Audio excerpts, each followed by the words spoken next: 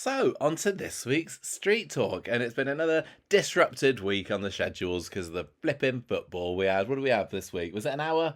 Hour on Monday, half an hour Tuesday, hour Thursday? Or was it a half an hour Wednesday? It was half an hour Tuesday because we were very excited to find out what happened after the big murder reveal on Monday and the seeming cliffhanger, which was not resolved in any way, shape or form whatsoever. The answer was nothing. Nothing.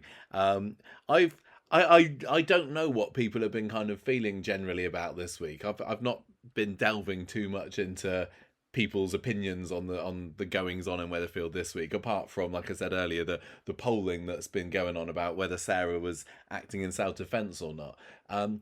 I would say that I was more excited about this week than I ended up enjoying it. Is kind of my overall thoughts on it. It was still an all right week, but I was going into it thinking, oh, this is going to be amazing. It's going to all come out and it's going to blow everyone's minds and it's going to be exciting as the week goes on. But I didn't get that. And I think it all boils down to the fact that, like you said the other day, it just kind of doesn't feel real that it's Sarah, you know? No, it doesn't feel real. It feels like I said, what did I say in a short? It feels like a spin-off show. It feels like Marvel Cinematic Universe. What if? What if Sarah Louise was a murderer? Because, she's like a manslaughterer. Such a weird decision. I still don't really know what I think. I did enjoy the fact that we were bamboozled, and we were saying all the way through, it can't be a main character. It's not going to be a main character. It can't be a main character. It won't be a main character. And anyone who was listening from Coronation Street was thinking, I know.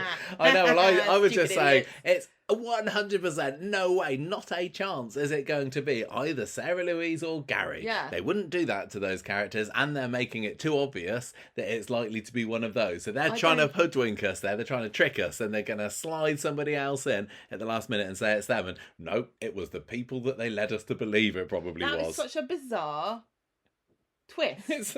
It's a bold move. Why lots of people have make it obvious it was them, and then that's the twist that it was them?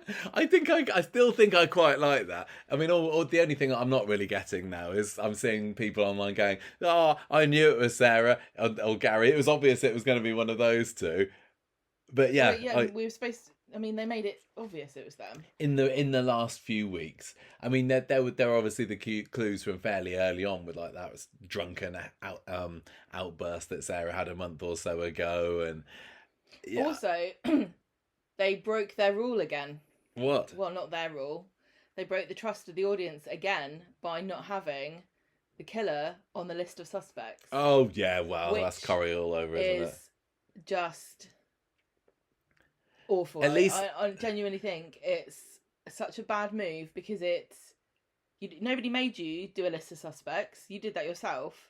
You lied to your audience, which is just, I think, and bad. I think what the marketers would say from Coronation Street is, we didn't say it was going to be one of these people. We said these 6 people would all be investigated by the police in the coming weeks, which is what they said. Yeah. But it just really lead us to find it, make us find it more difficult to trust them. That's investigated though, did they? Well, a lot of them didn't. It's like, there's the George episode, there's a Christina episode. We still don't even really know what Christina was up to. No, and I mean, I guess they also tricked me. I remember specifically on a podcast, weeks, a month or however long ago, saying, well, it can't be Sarah because we see her the next day learning about the news of Theo's death, and she seems absolutely genuinely surprised and taken aback, and no way would Sarah be able to act surprised like that. And we watched that scene again, didn't we, this week, where she's getting out home from hospital and Gary's there, and who else comes along? I can't remember. And Kit comes over and he's like, oh, Theo's died, and Sarah genuinely gives a reaction of, what? No way! But you're kind of going on the side of she was still a bit concussed, right? I told you that, though, at the time, because she could just be concussed. Yeah. Sure I did. So I don't know at what point she realised that actually she was involved in Theo's death somewhat. Because if you kind of watch Gary on that scene, if you watch back, you can see he's a little bit anxious looking and cagey and thinking, is she going to remember? Is she going to blurt something out? Which is quite clever, I suppose, looking back on it. But also, because we rewatched part of that episode, Sarah had a good look inside of Jodie's box, right? When just before she gets Yeah. bonked on the head. She doesn't seem to remember that she did that. No, she doesn't remember that box at all. So then, I suppose Or maybe that it's is just the least of our problems. maybe. But if she doesn't remember the box, you can say, well, okay, why would she, maybe it's fine to say that she wouldn't remember what she was doing just before the box. And also, if you look back at that scene where she goes into the Platt's house and David's barking, you can she doesn't kind of have time to react worried about killing Theo, does she? Because she sees that the house is in disarray. Yes, yeah. She comes in and she's upset, but we only see her open the. We don't see her face immediately upon opening the door. We don't see her reaction to realizing that the house has been broken into. We just see her reacting to the house being broken into, which is a really clever choice. There's quite a few things that Coronation Street have done that I don't think people really appreciate. That's very nuanced, like the kill itself. I think a lot of people projecting stuff, and I'm not going to say I'm immune to it, onto what happened. Because I've seen people saying that Theo lunged at her and he didn't move at all. No. We'll get into that later. We'll get into it later, but we've rewatched that scene a few times because, like, seriously, this is what you think happened, and I don't want to. There's going to be a good proportion of the listeners listening now. More than usual. No, more than the other way. Yeah, more people believe that she was acting in self-defense, and I don't believe that she was acting in self-defense. You don't believe that she was acting in self-defense, and we came up with that conclusion very separately to each other, didn't we? We didn't influence each other. No, but the seemingly agreed upon reading of that scene was that she did. So I don't know. Maybe some of our listeners today will change their minds, or maybe we'll change our own minds. I don't know. I want to make it very clear that when I say that, I'm talking legally speaking. Legally speaking, she did not act in self-defense. I totally believe that she was scared and she thought he was gonna kill her, but you can't just be worried that something's gonna happen and then kill somebody. That's not how the law works. No, you can't just go, just in case. So. No, it doesn't work like that. There's very specific rules about what it constitutes self-defense. Let's get on with the clickbait. Let's do some clickbait. So I imagine there's quite a few clickbaity articles about the murder this week, aren't they? Yeah. Okay, go. So let's hit me with it. Coronation Street fans ask Christina Boyd question in Theo Silverton murder plot from the Manchester Evening News. Oh, okay. Is it related to the text messages? Is it the who's that texting Christina? Yeah, basically. But we are asking that question. What's she up to? What's she actually up to? I really hope it's soon that we find out. We got a bit of Christina this week. I did quite enjoy the scenes of her in the face mask, her and George in last night's episode. But they're really, really dragging out this mysterious telephone caller, aren't they? Mm-hmm. Okay, who's the next one then? What's the next one, Sarah? What you got? Coronation Street fans work out who really killed Theo, and it's not Sarah. Of course, I probably could have written that one myself. The Mirror, it's not Sarah. Is this related to? Can we talk about leg moving gate at this point? Because that's been the other hot topic of discussion, hasn't it? I didn't bother reading it because I thought I knew what it's actually going to be. But the Liverpool Echo had Coronation Street's Theo not really dead, as fans spot major clue. Yeah. So if you watch that scene again when Sarah's having a bit of a cry in the yard and then Gary comes in and he sends her off, and then after then he kind of kneels down next to Theo to sort him out or whatever you do with a corpse. I don't know. There's a bit of a leg twitch, isn't there, right? But because it's all very dark and shady, it's not 100% clear whose leg is moving. Is that about right? It's very clear whose leg is moving because it's the wrong way round to be Theo's. Because Gary's kneeling down, so the sole of his foot is pointing up to the sky, but Theo is lying on his back. Right. Well, I mean, Theo's leg wouldn't be there anyway. So it was Gary's It's leg Gary's that was leg. moving. But I did see that the first time that I watched Yeah. it, and I went, oh, just like a lot of other people did. But this is like what happened with Joel. Yeah. When we thought Joel was in a body bag, and we were going, oh my god, it wasn't there. I'm not going down that route again with this. I'm not saying what if Theo's not dead. Can't go there. It's not true. He's alive. It would be one way for Sarah Lou to get out of it, though, I suppose, wouldn't it? Yeah, I mean, this article doesn't say that who it was that killed Theo, but it does say somebody predicted that Kit's going to frame Gary to save Sarah.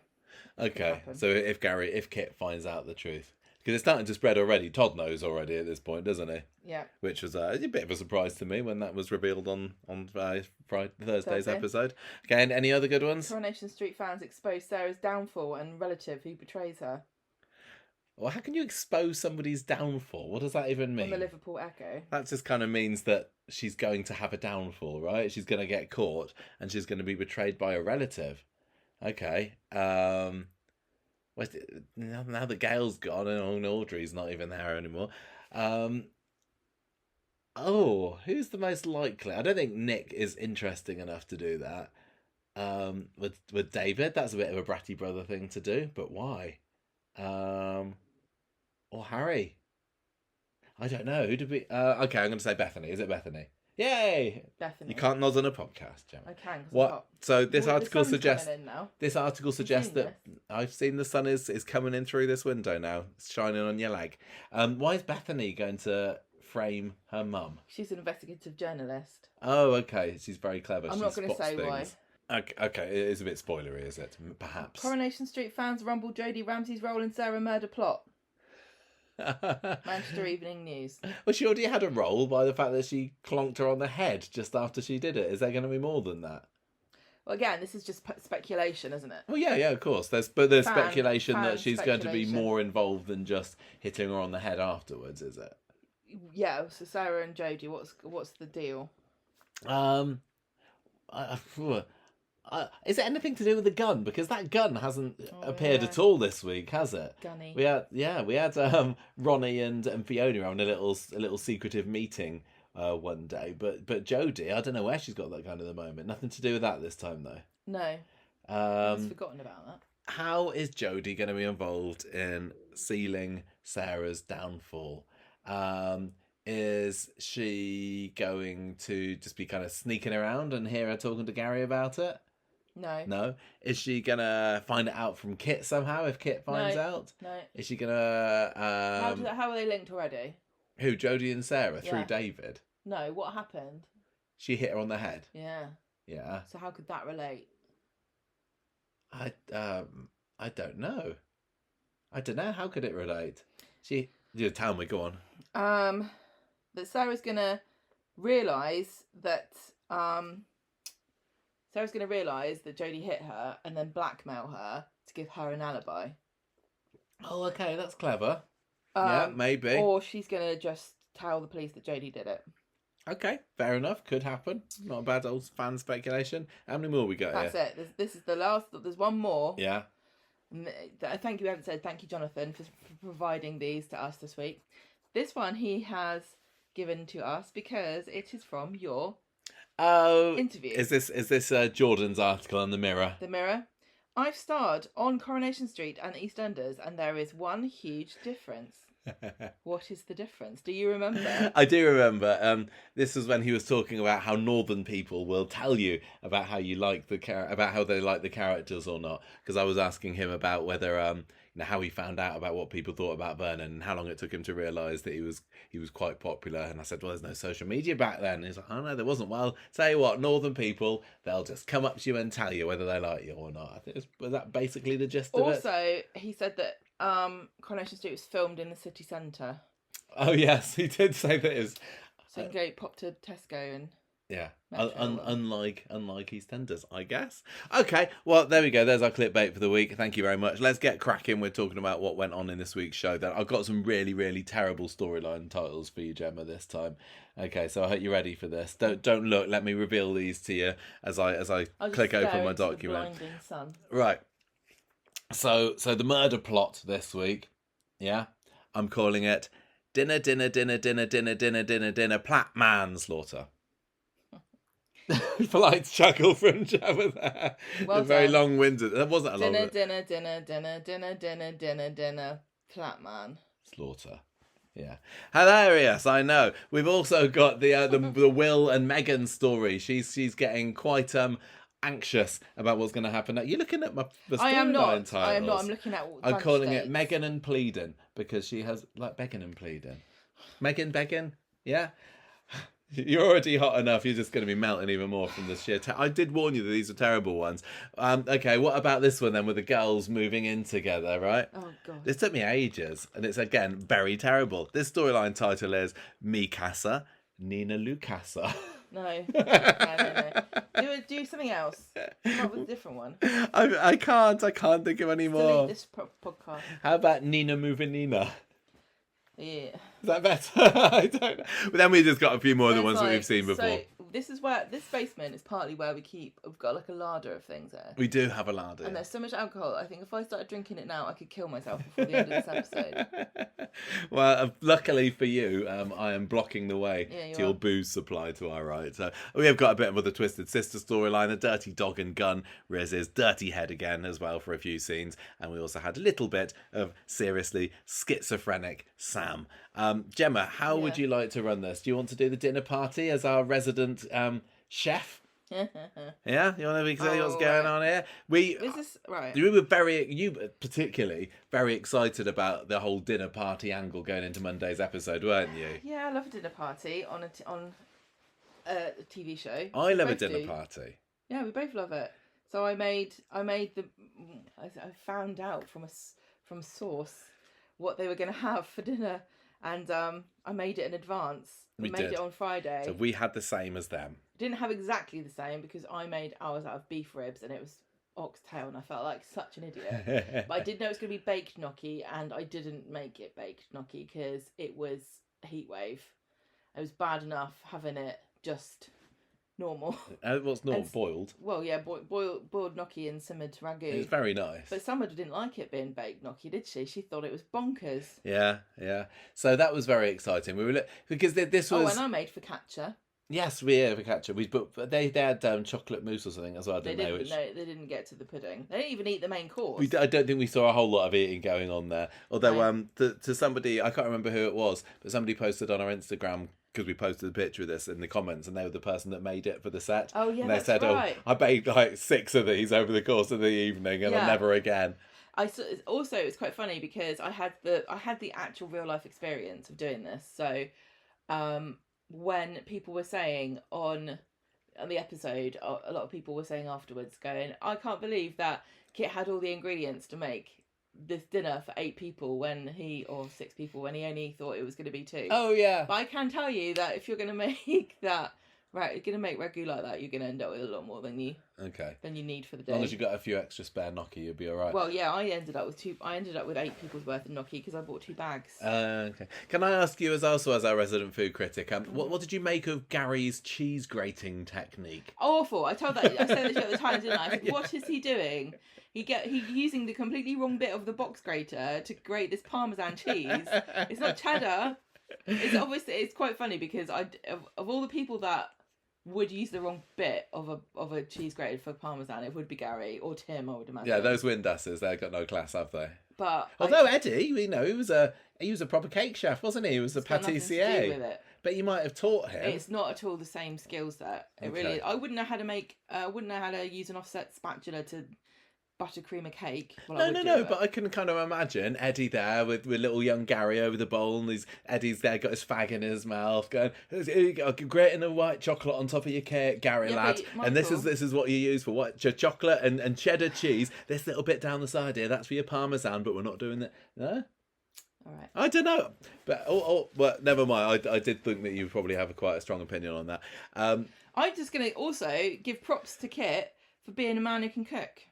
Now, it's 2026, so nobody else is impressed about this except for me, who would never be able to expect you to make oxtail Can you imagine? And baked gnocchi. Because that was like Kit's speciality, supposedly, wasn't it? I don't have a speciality. But I was saying I was very excited, not just because, I like a good dinner party scene, because dinner parties generally in drama are some of the most tense situation that characters can be in, because everyone's like trying to be.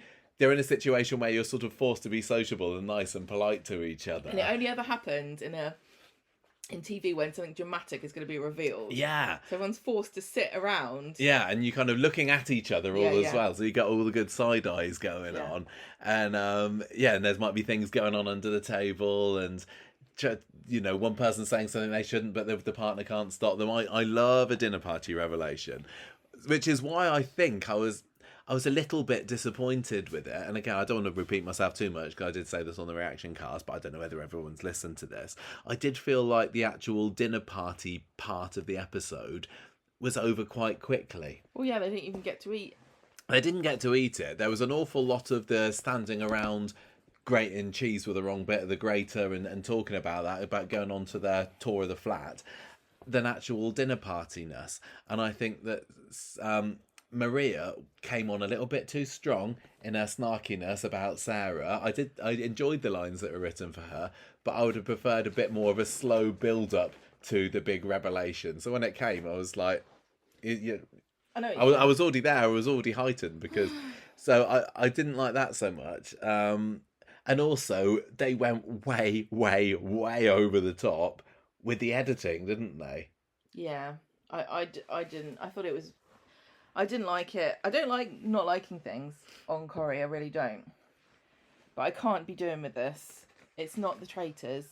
That's what it literally was like. Somebody had watched an episode of The Traitors and went, we can do that for Corrie. We're going to have a top-down view of a table. We're going to have all the placemats around. I know they don't have placemats in The Traitors, but you know what I mean. It was... We're going to have some kind of gothic-y sort of version of a pop song playing in the background. We're going to have some moody lighting. And like it started right from the beginning of the episode, didn't it? With the place cards being put on the tables. The only thing that was missing was bad spellings of everyone's name. Yeah, just imagine that. That would have been the total giveaway, wouldn't it? Traitors. But it was built up to be something absolutely huge and dramatic, and it's all going to come together. And it did. There was a revelation, but the revelation was for us. There wasn't really anything huge that came out at the dinner party, right? There was an accusation that Sarah and Gary had been having an affair. Nothing changed as a result of the dinner party. Not for the characters. For the characters, no.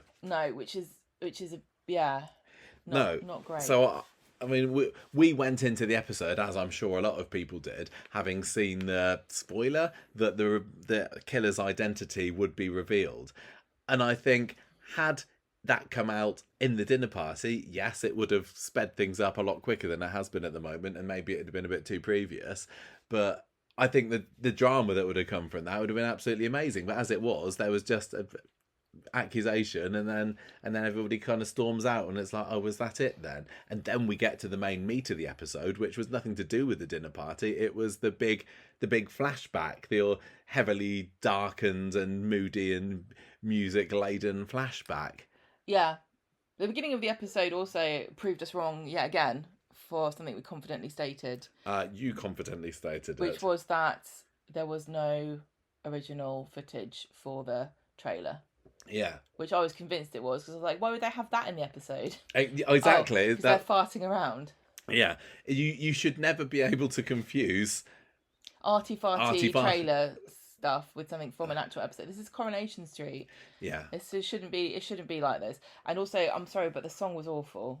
I Just Died in Your Arms Tonight. It's just the wrong song. I don't care what anybody says. It doesn't make any sense. It's got the word died in it. It's like these people that pick songs for weddings because they sound romantic, but when you actually listen to the lyrics, it's like, this woman's being abused, and you walk down the aisle to this song. It just literally had died in the it's got nothing to do with anything that happened. Yeah, I mean, I have got massive respect for Don Stevenson who was the director of this, and he's a bit of a protege of Matt Hilton as well. We've spoken to him before. He's done those great spin-offs with Brooke Vincent, the two Live films. Still waiting for that third one, but and it was very. If this wasn't Coronation Street, I'd be like, yeah, this is really nicely done. This is really artistic. This is artistic. This is fun. But for Coronation Street, and I'm not I don't want to usually be the sort of person that says, that's not Corrie, that's not classic Corrie, but in this instance, I'm gonna say they pushed it too far, and it went too far away from what I mean, want and expect Corrie to be. Yeah. Let's just think, right? If they did say that they were going to do Deirdre and Tracy, the two-hander now. Yeah. What would it be like now? Yeah, that's a really good one to bring up, actually. What stupid, ridiculous song would they stick over the top of that? What crappy music would they play so that we know, oh, they're being dramatic now. Oh, it's so sad. They'd have some kind of maudlin mother and child song or something, wouldn't they? Yeah. It just doesn't need it. It's a soap.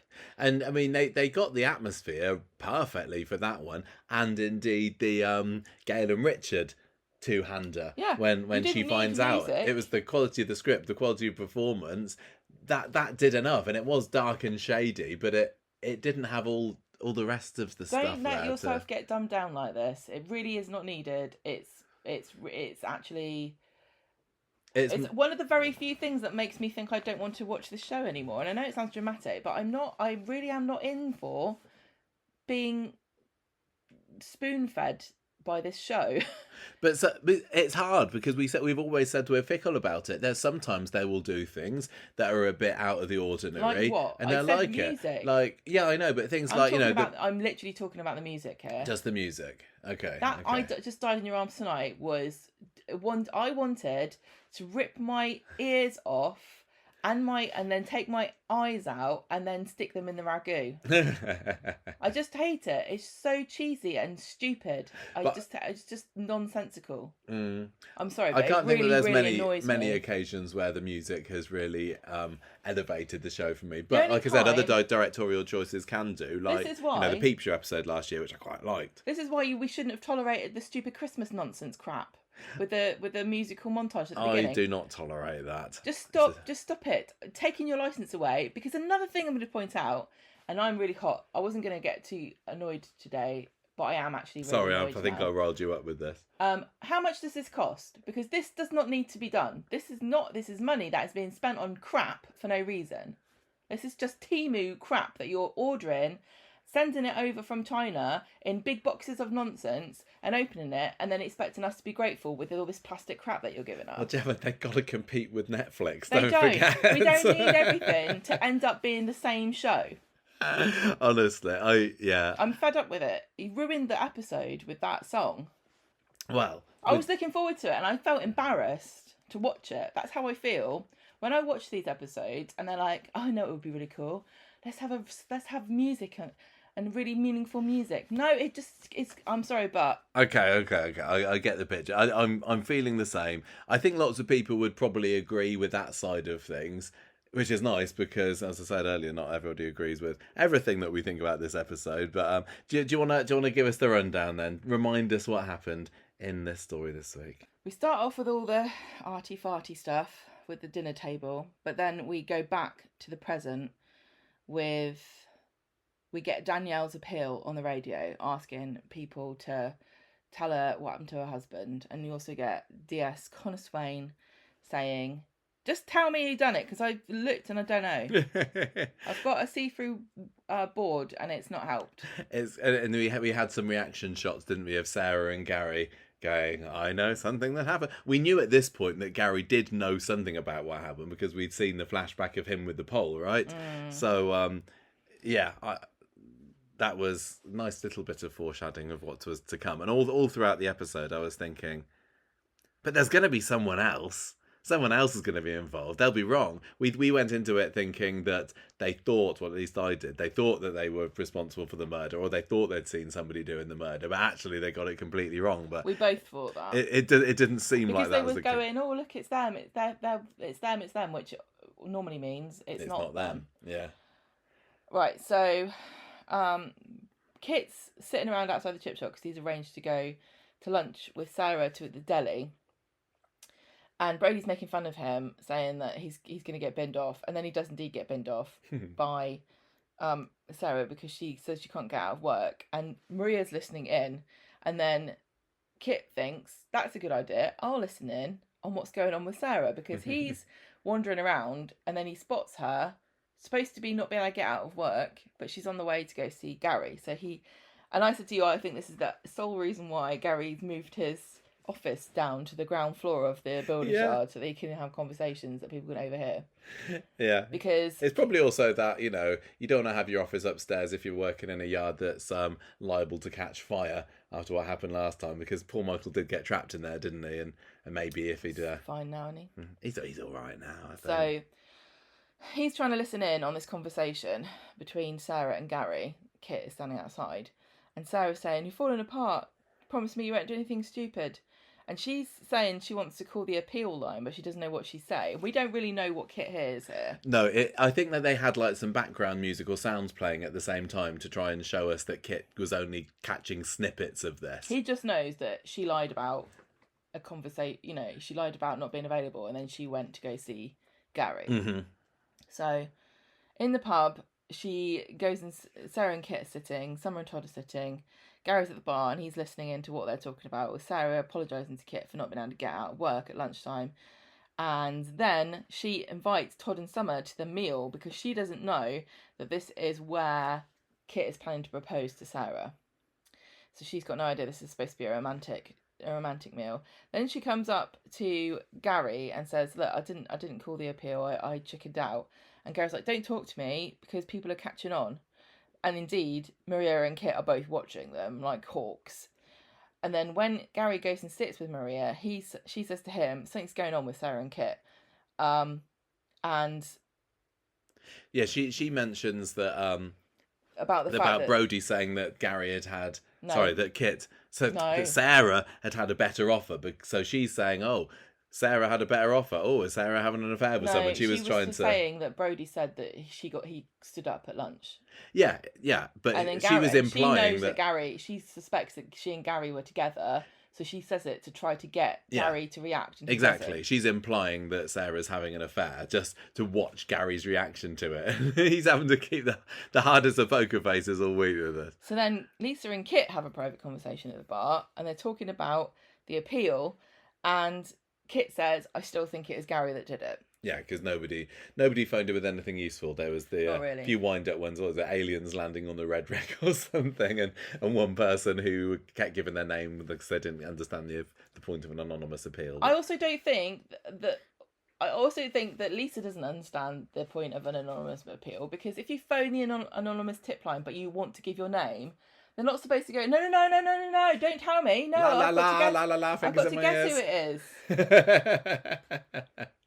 The person's like, "Hello, this is Mrs. Smith. I know who it was, but I've got to keep them anonymous. Goodbye." No, they've done it wrong again. Oh my God, we need to do a PSA about what an anonymous tip line is. That's funny. Clearly. So anyway, Maria's like, let's go. Let's go home because you're being miserable. Yeah, she tries to converse with him, but he's yes. Kit not says, taking "Why it. don't you come to dinner with me?" And Gary says, "I don't really want to. Can't. No thanks." And Maria's like, "No, yeah, that sounds great."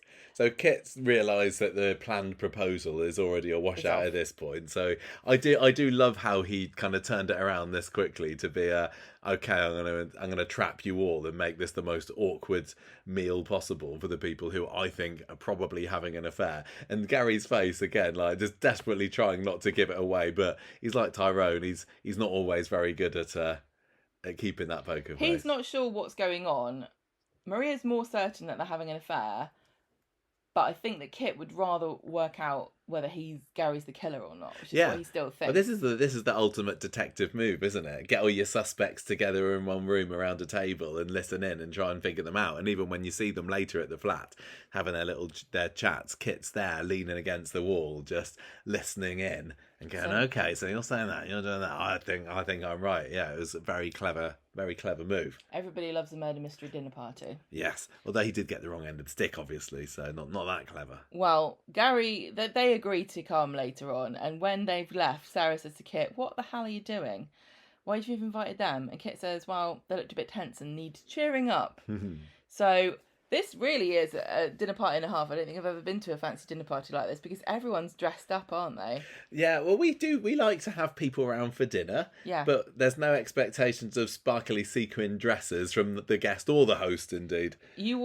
I will have a shower Yeah, that's all you get from Gemma. I have a shower right before people come, and that's it. What do I do? You don't do anything. Literally nothing. I don't. I have my shower in the morning. I'm fine by the evening time. I might help tidy the lounge before people arrive. But yeah, we don't have that kind of dinner party here, do we? Maybe we should. No. What would I wear? I don't know what you'd wear. What would I wear? I haven't got anything that's suitable for what did fancy the dinner men party. wear? Nothing that exciting. It was the women that dressed up. Yeah. It really was Maria and Sarah that dressed the nicest. Yeah, I can't remember what Summer had on. I don't think it was anything that special. No. She's just for the grub. She knows what she's about. Yeah. And the booze. So yeah, the booze more. Todd and Summer arrive, and it was a bit weird because they live there at the moment. Does Summer live there at the moment? Well, Todd lives there. Todd lives there at the moment. I can't remember about Summer. I don't know what Summer's up to, but Summer's a bit sloshed already because she was getting drunk already before they even came. And Todd tells Sarah that Summer's not going to America anymore. Yeah, I'd forgotten that she got that offer. Did you? Yeah. That was like a month or so ago, and it had completely gone out of my head. Well, I wasn't sitting there going, well, when are you off to America? She wouldn't get a visa now. Yeah, maybe that's the reason. What do you think about Summer's boozing? Are we supposed to be concerned here? There's more going on with Summer than boozing, isn't there? There's got to be something. She's maxing her credit card out as well. By the end of the week she is. And she was also, when that lady invites her to the bar in town, she's the only one that goes, isn't she? I think behaviour. Yeah, I do think that Corrie needs to be a little bit careful about how often they show characters getting drunk as entertainment. Not that it's not entertaining. I love a good drunk scene. I mean, God, we had Jenny as one of our favourite characters. But the last couple of months, we have had lots of episodes where one of the highlights, if you can call it that, of the episode is, oh look, so and so's got drunk. Oh look, Sarah's 3 sheets to the wind. Oh look, Will's got a bottle of vodka on the scaffolding. Oh look, here comes Summer. And I think there's others, and I don't think people used to get quite so paralytic with quite such frequency. And again, in early Coronation Street, harkening back to the older days, I don't know, it just feels like it's been happening a little bit more often recently, and I don't think it's going to stop the way that the Summer storyline appears to be going. Well, Summer's obviously had a hard time, and she's been in prison, and her dad died and everything. Yeah. I wonder if she's taken any medication or anything, because I do know that antidepressants can sometimes cause like impulsive behaviour, like risky behaviour, like an overspending and compulsiveness. Could be. Although that doesn't, the prospect of that doesn't really fill me with joy. That it's another medically induced whatever behaviour storyline. I don't know, but I don't know what they can do to Summer at the moment to make it that interesting, to be honest. Can send her to I did enjoy. I thought that I thought she was one of the highlights of the dinner party, but I don't necessarily need to see her go down that route. So Todd is not really happy about the impending dinner party. Says this is going to be a disaster because you're about to have dinner with a woman your husband is having an affair with, and her husband. Ah. And she's like, shut up. I'm really... They shot themselves in the foot, Sarah and Gary, allowing Todd to believe that this was an affair because they knew it was less bad than what they'd actually done. I suppose it made it slightly more tense. Yeah, but it was just such a bad... Like, they could have just said no. Like, or she could have just said, I'm not having an affair. But she wanted... I don't know why... She wanted something to explain her cagey behaviour that he'd picked up on. And I really do like how that they've kind of revisited this friendship between Sarah Louise and Todd over the past year or so. Because they've known each other for 25 odd years. And at the end of the week where Todd's like, oh, I don't think this is the end for us. I don't think we can be friends anymore. I was like, yeah, right. Yeah, how many weeks is it going to be? Next week you'll be friends again. Flowers next week. Yeah. But I also think, remember when we were all saying, why are they talking about Billy's anniversary out of nowhere? Maybe Billy, yeah. Maybe Billy's anniversary. They've not really spoken about it. They've mentioned Billy more times in the past few months than they have almost the entire time since that story finished. And was it only because it... Go on, what? Because what? That was the trigger that made her push him. That's what I'm saying. On the scaffold, yeah. That's what I'm saying, and that's why I'm also one of my reasons I don't think it was self-defense. it was an emotional reaction to Because him. he said Billy's name, and he said, It's well, an he didn't say his name, abomination. actually. He just, he insulted the dead baby. And we needed to have the emotional backstory of that. Even if we'd seen it at the time, having that sort of reminder a few weeks ago, that it was his. So that didn't really come out of nowhere. It did end up being part of the plot, which I appreciate. So they're all standing around. Maria and Gary turn up, and Maria is just magnificent. She's dressed beautifully, and she is absolutely bitching. She has taken no prisoners right from the off. Snarking around. Kit is watching on, like, very observantly, trying to get some clues from what's occurring. And he gets Sarah to give them all a tour of the flat.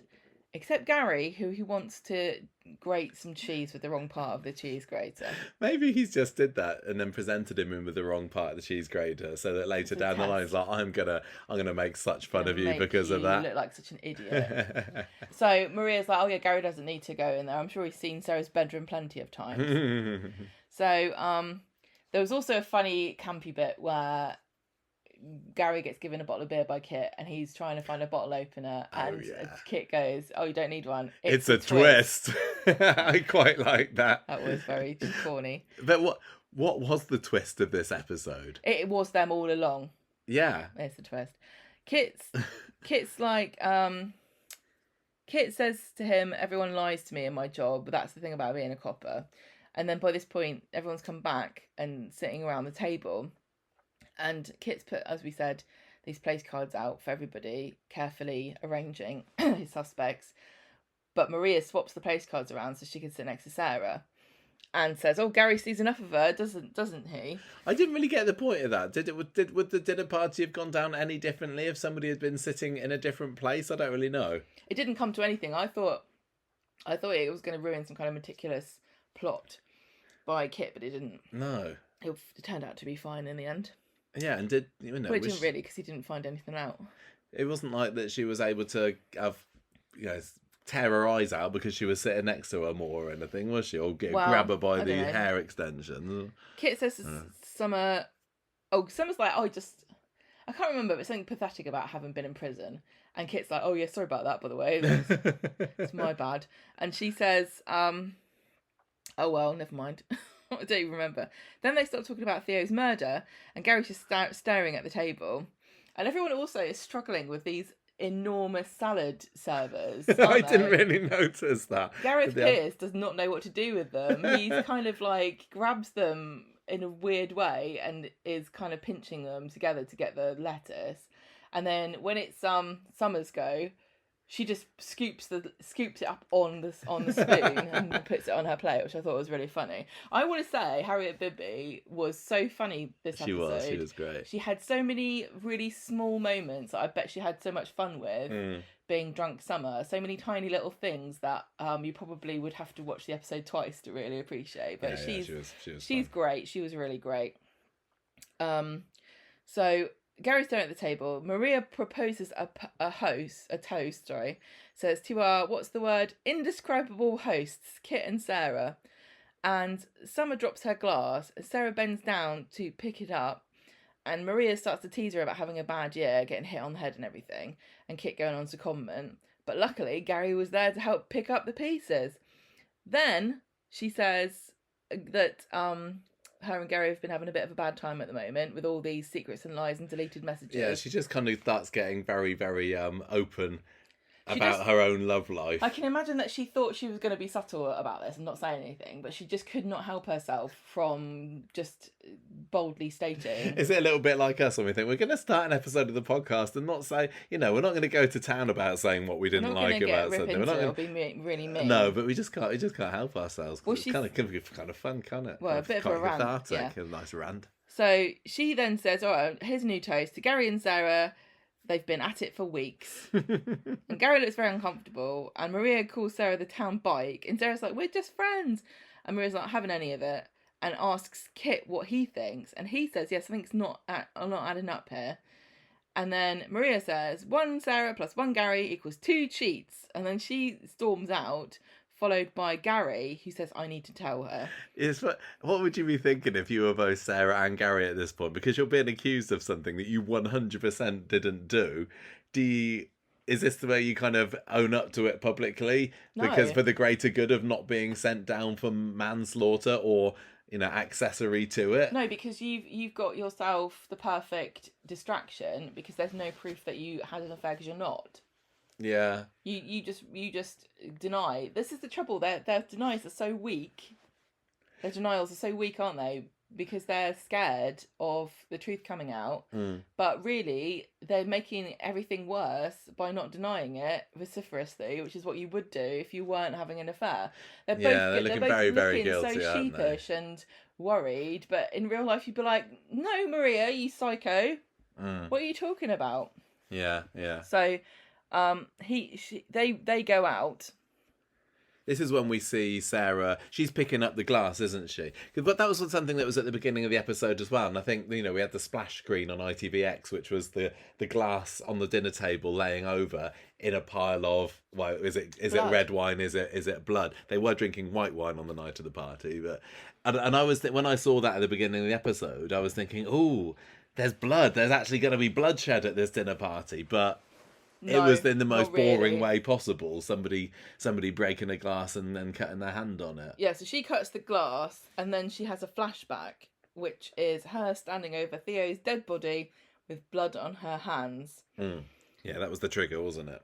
And from that point onwards, for the next, 5-10 minutes, we get to see this very dark, weirdly...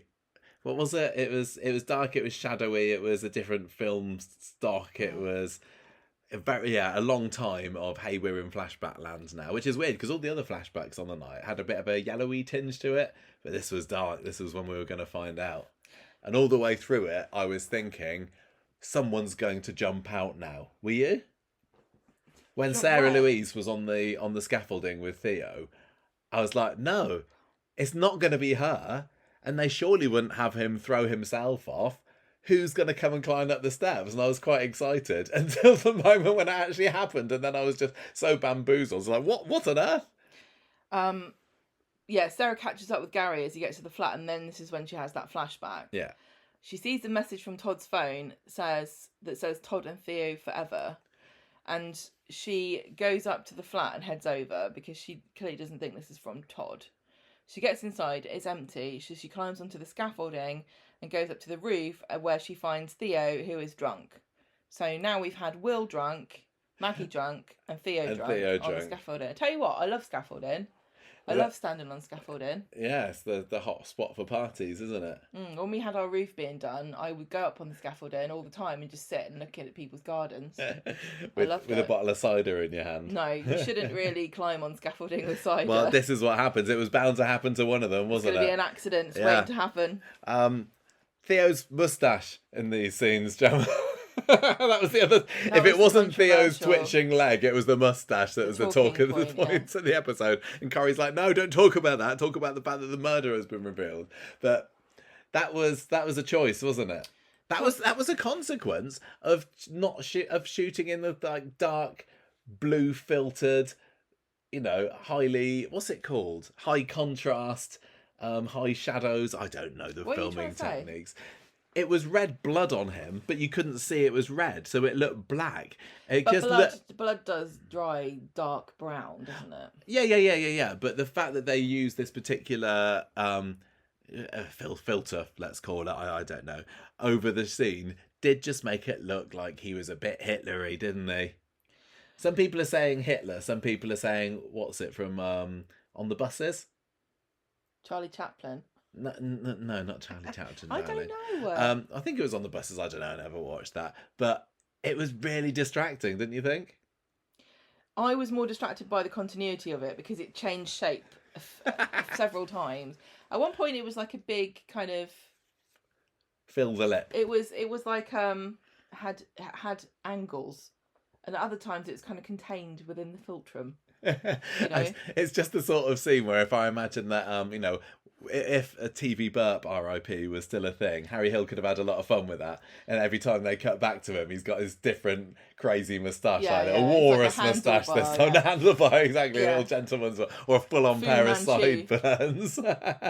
But he also would have had a montage where we saw Theo go over the side, and then we cut to Robert going over the side, and then we cut to some stunt man I tell you what, going over the side somewhere else. I tell you what, when we got to the fall, that was a million times better than what we got with Robert last year. I wonder whether they were like, we can't have that happen again. We got to make it look proper. It wasn't actually that dissimilar, though, was it? It wasn't really. It was a topple. And I think I was still so caught up in the, oh my gosh, it was Sarah. But he went down like a sack of spuds, didn't he? Well, with a little twirl in there, I suppose. Okay, he went down like an Olympic medalist in diving. It was very spectacular. But yeah, this moustache, we literally saw some people online saying, I didn't know Theo had a moustache. Why did he grow a moustache for this? Because I can't understand why you would think that's what happened. It was so distracting. He got punched in the nose by George, but so much time has passed that I think we all had forgotten. Yeah, this is 2 months ago. Yeah. But yeah, that was the remnants of George's attack on him. But again, would you clean it off? Probably. Wasn't Theo locked in the bathroom for quite a while in that episode? You think he would have had a wash and brush up? Yeah, you got to look presentable to go on your to go and get drunk on the scaffolding. You never know who's watching. I'm in the bathroom. I'm drunk. What am I in here for? I should have a shower, I guess. Right. Anyway, so he's up there. He's there with his Hitler moustache, so you know who the evil one is. Yeah. He's drunk, like we said. He's got an open bottle. I think it's vodka. And he's got Todd's phone. He says, "I believe God has a plan for everyone, but why has he done this to me? If he made me this way, why does he punish me for it?" And Sarah is trapped. She can't get around him. And he's not interested in her comfort. He just wants to rant at her. And he's blaming her for some of the things that's happened, isn't he? Yeah, because we knew that he was incredibly insecure. He was very jealous. He saw things that weren't there. He didn't want Todd having anything to do with any of his friends. Yeah, no friends. And, that's what abusers will do. They'll separate you from your friends. And sometimes it is directly because you don't want them to have a lifeline. And sometimes, in this case, it's also because you're insanely jealous and you think that there's going to be somebody that's going to steal you away from them. I think that there were honest, genuine feelings from Theo there, that he was terrified that Todd would go off with anybody other than him and leave him on his own because he was so insecure. Even though Sarah was a lady, I think he was worried about it. Well, no, she's an ex as well. Yeah, and an ex as well. They've got this history. They've got this bond through Baby Billy that he and Todd will never have now. So, well, she's worried. Needs to be eliminated. Right? She suspects that Theo's done something to Todd. Mm-hmm. And she says, "I saw Todd after you beat him up. You can't, you call that love." And Theo, comes back with, "You're a slapper. You got 2 kids, 2 different blokes." And Sarah tells him that Todd's 100 times the man he is. How many women on the show at the moment have got all their kids from the same bloke? I'd like to know that. Not many. Maybe I'm completely wrong. I think it's... I would say it's not unusual on Coronation Street. It's more dramatic, isn't it? That's what she should have said. Sorry, I've got good plot lines. It's for the drama. You need to check your script. So, Theo is saying to Sarah, "You're clearly still in love with him." And then this is when he brings up Baby Billy and says, "That's an abomination. No wonder it died." And he calls her a whore who's trying to get back with her gay ex-boyfriend and says it makes me sick. And then this is when we get everybody's favourite controversial moment. Right. Now, I would like people that think that this was self-defence to watch it again. I think there's people that are not going to change their minds. No. Just like we probably I've tried to watch. I can totally see why you would watch this, and I agree. There are many points as to why this could be considered self-defence. He's blocking her exit. He has said at one point, he says to her, "You saw what I did to Todd. What do you think I'd do to you?" Yeah, and when she pushes him, he says, "You're going to regret that. You're going to regret that." But I think in the law, you have to have reasonable. The test is, would any reasonable person think that this is the case, right? First of all, you have to be in fear of your life. Okay? Mm-hmm. I think you can argue both ways on this because she is much smaller than he is. She knows he's violent. She's a woman, he's a man. Yeah, she'd seen what he'd done to Todd. I think that was very important. Worried that he may have very well killed Todd already. And he has what you could call a weapon. People said he's brandishing this bottle at her. I don't think he was. I think he was gesticulating, which is a bit different. Yeah, it's so funny. Like, it's so funny how people can get such different readings. At no point was I thinking he's threatening to smash her over the head with that bottle. He was literally just holding it and, like you said, had given her a bit of a point. Right, so that's the first test. The second part is you have to use proportional force to protect yourself. Right. This is where it completely falls down. From my opinion, falls down over the edge and flips on the way. If I was on the jury for this case, she wouldn't get away with this from me, I'm afraid. It's really hard without CCTV footage, though, wouldn't it? Yeah, let me explain why. Because you watch this back, he doesn't ever touch her, and I know. Look, people are going to say, I've had people already say to me, you know, I'm surprised that you would say this because you seem like such a nice person normally. I'm very fair. I think I'm very fair, almost to the detriment of myself sometimes. Yes. I totally am black and white with things, and once I think something's wrong, that's it. So I totally get I'm being stubborn about this, but he doesn't. He just says you're going to regret that, which could mean I'm going to tell the police, I'm going to tell Todd, or I'm going to kill you. Right? I can totally see that she thought that was the third option that he was going for.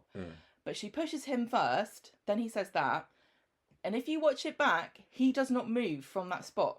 Because when she hits him with the scaffolding pole, he's still in the exact same position that he said, you're going to regret that. He was not coming at her. He didn't come at her, he didn't move, he wasn't doing anything. And you cannot just kill somebody because they made a vague threat. He didn't say, I'm going to kill you. He said, you're going to regret that. And I know it's very, very possible. I totally think it's very, very possible that in the next second, he might have gone for her. But that's when you hit him. That would have been a different kettle of fish. And he was disarmed. He wasn't disarmed. He had a bottle he wasn't disarmed. He was disoriented. He was taken aback. He was drunk, so he wasn't in full control of his faculties. He was surprised that this little slip of a thing had pushed him. Can I just say something else? Yeah. Now, if this is real life, I give her a lot more leeway because, like I said, all of the reasons why. She's very small, she's petite, she's not as strong as he is, he's got form, etc. But this is a television show, and everything that happened was completely controlled by the scriptwriters and the stunt people and the director. Every single part of what happened there is part of the story. And they could have had Theo come at her. They could have made this so clearly self-defense that you would never question it. They could have had him lunge at her. They could have had him even move. They could have had him, hold the bottle in a threatening way. But he didn't move at all. The only time you saw him was when he was being hit with his pole. And she didn't even brandish it and go, get away from me. I'll hit you with this. And I would see people say, oh, she wanted the element of surprise. But I'm sorry, you can't just kill somebody. And it was also, she had a good few seconds to think about it. She had 6 seconds. 6 seconds between the shove and the hit, which, doesn't seem like much. But if you watch it back, she could have grabbed the pole and thought better of it, but she didn't. She gave it a good old wrench to get it. She swung it blindly. I don't think she meant to kill him. No, that's what I completely agree with that. She just wanted to, but she did mean push to him out hit of the way. him. She did mean to hit him. She didn't mean for him to go over the edge. If I compare, this is what the test is for reasonable force. If I compare this to when Jeff was coming at Yasmin with the knife, that is different because Yasmin was 100% acting in self-defense. This is how you know that Coronation Street has written this in a way that's supposed to make people have a conversation. And I would like it if some of the people clear cut. It's not supposed to be clear cut. Who even if you're super convinced that you're correct, that it was self-defense, I would like you to at least acknowledge that there is an element here that you can, see both sides of it. Yeah. The other things that I also would like people to consider is the fact that she did not phone the police. She phoned Gary first, and when she spoke to him, about it, and he said it was self-defense. She did not say yes it was. She didn't say, oh my god, he came at me. She said, oh, I don't know. That was exactly her words. But didn't she say something like, oh, he didn't exactly touch me, or I can't remember what she said. She doesn't wholeheartedly. She hasn't even got it in herself to lie to him about the fact that it was self-defense, which tells you, again, this show wants you to realise that this wasn't a clear-cut case of self-defense. I think that... And maybe a jury wouldn't find her guilty, but... I think if you've killed somebody and you feel guilty about it, because I do believe that Sarah is a good person, we've all done things not on purpose. You've seen the consequence and you've thought, oh my gosh, I'm totally guilty of this because look what I've done. Yeah. And I think Sarah was doing that then. So That's again, possible, that could be what people who say damning it was her, self-defense. Yeah, damning herself because she knows that she has just ended somebody's life, whether he deserved it or not. That's going to make you feel bad. I don't think this is murder. I think this is manslaughter. I think this is a case of somebody who used too much force in and I don't think that every single... I also think a really good test is, would every single person have done this? And do you really think, if you're listening and you still think it's self-defense, that you would have done exactly the same thing? Most people wouldn't do that. Most people wouldn't have hit him and killed him. It's really difficult to put yourself How could you pick something up and hit somebody and kill them like that when they weren't coming at you? That's a really cold-blooded thing to do. It's if you think that he's going to, but your instinct would be, get away from me, don't come near me, you're scaring me. I've got this pole. I totally get picking up the weapon, but just going straight to what, hitting him. You're right. Actually, picking up the weapon and just like going, watch it. I've got this. Don't think you can get to me because you won't. I'll get you first. Yeah, but it was just pick up the weapon, wham. Yeah, and this is why I think they brought Billy up into it. Why the script had Billy in there, and why we'd established before this very emotional connection is still the pain that Sarah feels, because it can be very easy in a soap, and we've made fun of it before for various different storylines of people holding on to the grief of things that happened as far as a viewer's concerned a long time ago. And saw people saying it about Billy, why are they bringing that up? It's old news. So many more things that are worse have happened to both these characters since. But I think it gives her an emotional reason to have lashed out, and I wouldn't blame anybody for, if somebody calls your baby an abomination and said they're glad it died, and you hit them with a scaffolding pole, I'd say good for you. But I don't think it was still manslaughter though, wasn't it? Yeah, he still killed him. Yeah. On purpose. It reminds me very much of the Lauren and Joel final moments. But even that, because that was more clear cut than this. That was more clear cut. Lauren was like Kylie when she killed Callum, because Kylie saw that Callum was going for Sarah, so she had to stop him. Lauren saw that Joel had Max on the edge of the viaduct, so she had to stop him. And I know there was the whole question about, did she hit him once, twice? Did she hit him more than she needed to? Would one hit have been enough to get him? I can't even remember what they did with that in the end. Force, though, isn't it? Yeah, but in the end, she got off because... I think, was it that she was tried for murder, but it was actually manslaughter? Overcharged. It was overcharged, and I just wonder, are they going to pull that same stunt again with Sarah Louise just over, a year and a half later? I don't even know if she's going to get to court with it. Because I've seen a little bit of the Inside Soap podcast, did an interview with Tina O'Brien this week, and I've seen that she's like, oh yeah, who knows what's going to happen? But I'm not getting the impression. There's been nothing to say, well, yeah, Sarah's going to be leaving. Tina O'Brien uses this moment to announce that she's leaving. There's nothing like this. And when we did our reaction show on Monday, I was like, how on earth can they keep her in the show? They've made her a killer. And I might have said murderer. I might have said cold-hearted killer, but that was just, up with the drama of it all. It wasn't murder. It wasn't premeditated. There was nothing like that. It was clearly manslaughter because he provoked her by what he said. But I worry now that she's going to get away with it and there'll be yet another killer on the street. And I also can't believe on the reaction episode when I was saying they'd never do this to a regular character. When was the last time they did it? Tracy, completely forgetting that they'd done the exact same thing with Toya, which is funny because your reaction to it was, oh, I don't really mind that Sarah's done this. I don't feel bad for her about it because I just say that that's something that the writers made her do. Yeah. And I was like, no, you can't do that with murder. But I have totally done that with Toya. When I think about what the show's canon is saying happened when she was driving Imran in that car, I've just blanked it from my mind or tried to, that she has since confessed that she did it on purpose to kill him, because that was so ridiculous. And we remember seeing the CCTV footage of Toya driving into the wall, didn't we? And going, oh, what happened? Did he try and wrestle the steering wheel off of her, or was there something in the way? Was there a second car? What made her drive into it? Oh, it really was murder, was it? Oh, right, okay. And she's just completely got away with it. I know it has been brought up every now and then. Megan knows. And I don't know, she can't be long for this show, can she? It's her trial next week. But, Toya is pretty much in the exact same position as Sarah here. An over-emotional, but understandable reaction to something terrible that somebody has said or done in Imran's case. And then they said, oh, wouldn't it be dramatic if we had them kill them?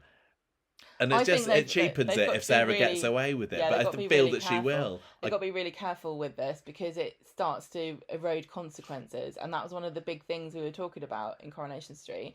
Consequences need to be always present. Yeah. Whenever something dramatic like this happens, something has to become of consequence. Otherwise, what's to stop them from doing anything? You can't just give somebody main character heroine armor and let them get away with it. So if I think about it and I take away all kind of personal favourites and everything, I'm thinking, right, Toya's walking free a murderer, Tracy's walking free a murderer, killer, murderer, manslaughter, whatever. I'm using them interchangeably. Lauren, Tracy, Sarah, Toya, and actually Anna Windass as well. Anna Windass is laughing all the way off to, where'd she go? Hull? I can't remember at the end of the day. She murdered, and that was not manslaughter. That was not self-defense. That was a proper old murder of poor old Pat Phelan, wasn't it? Yes. And she's just like, la, la, la, nobody knows. Well, Michelle knows, and she's not going to say anything. Hooray, I killed him. And it can feel satisfying for the person who has been persecuted by this villain to be the one that strikes the final blow.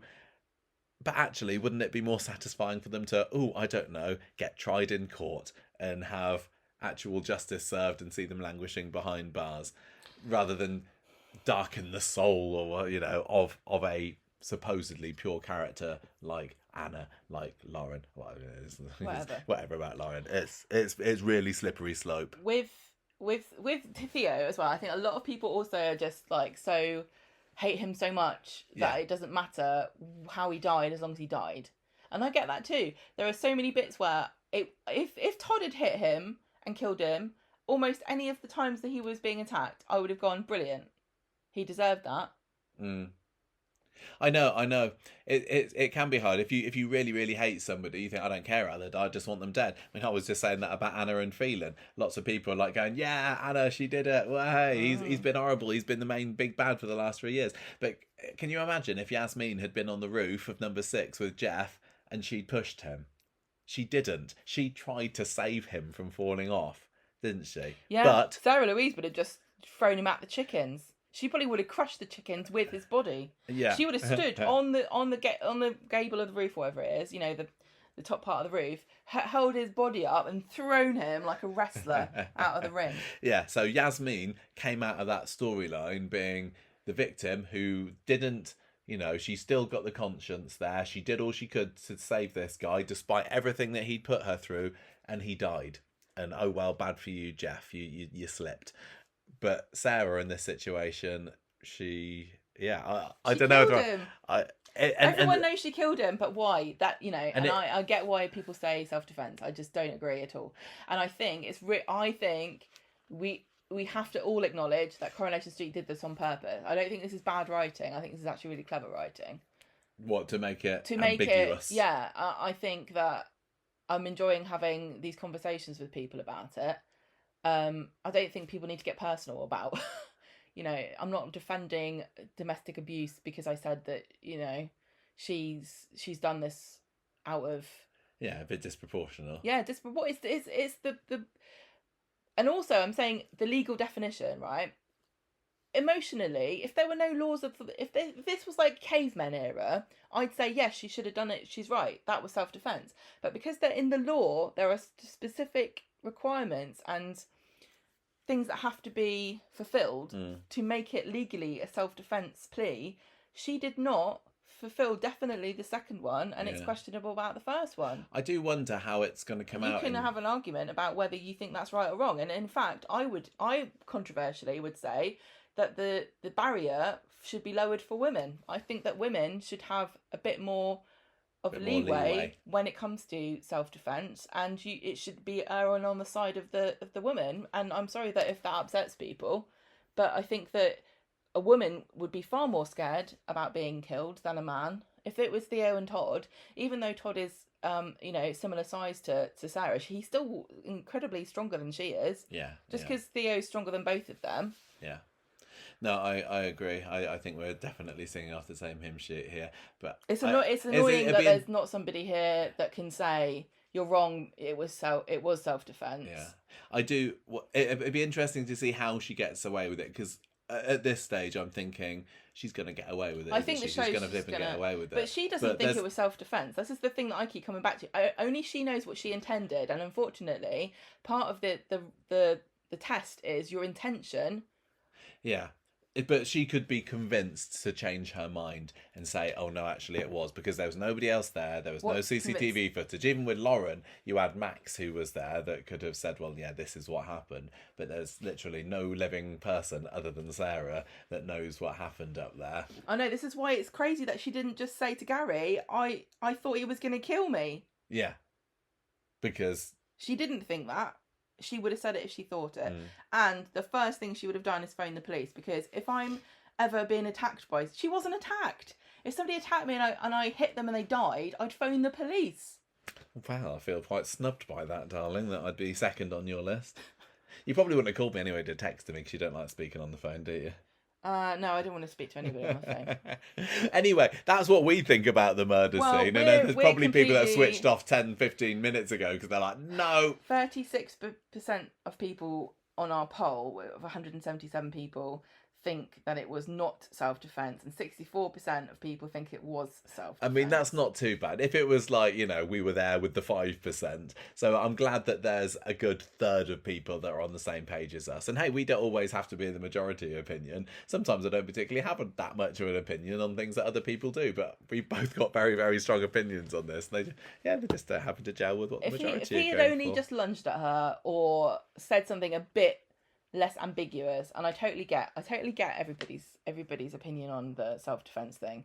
He could have very easily gone to her, grabbed her by the shoulders. She could have reached behind him, taken the pole and hit it. We've seen it totally time and time again. That would have been totally different. And it is unfortunate that as a woman, or anybody who's a victim of this kind of thing, that you have to wait until you are almost attacked to be able to defend yourself, but that is the law.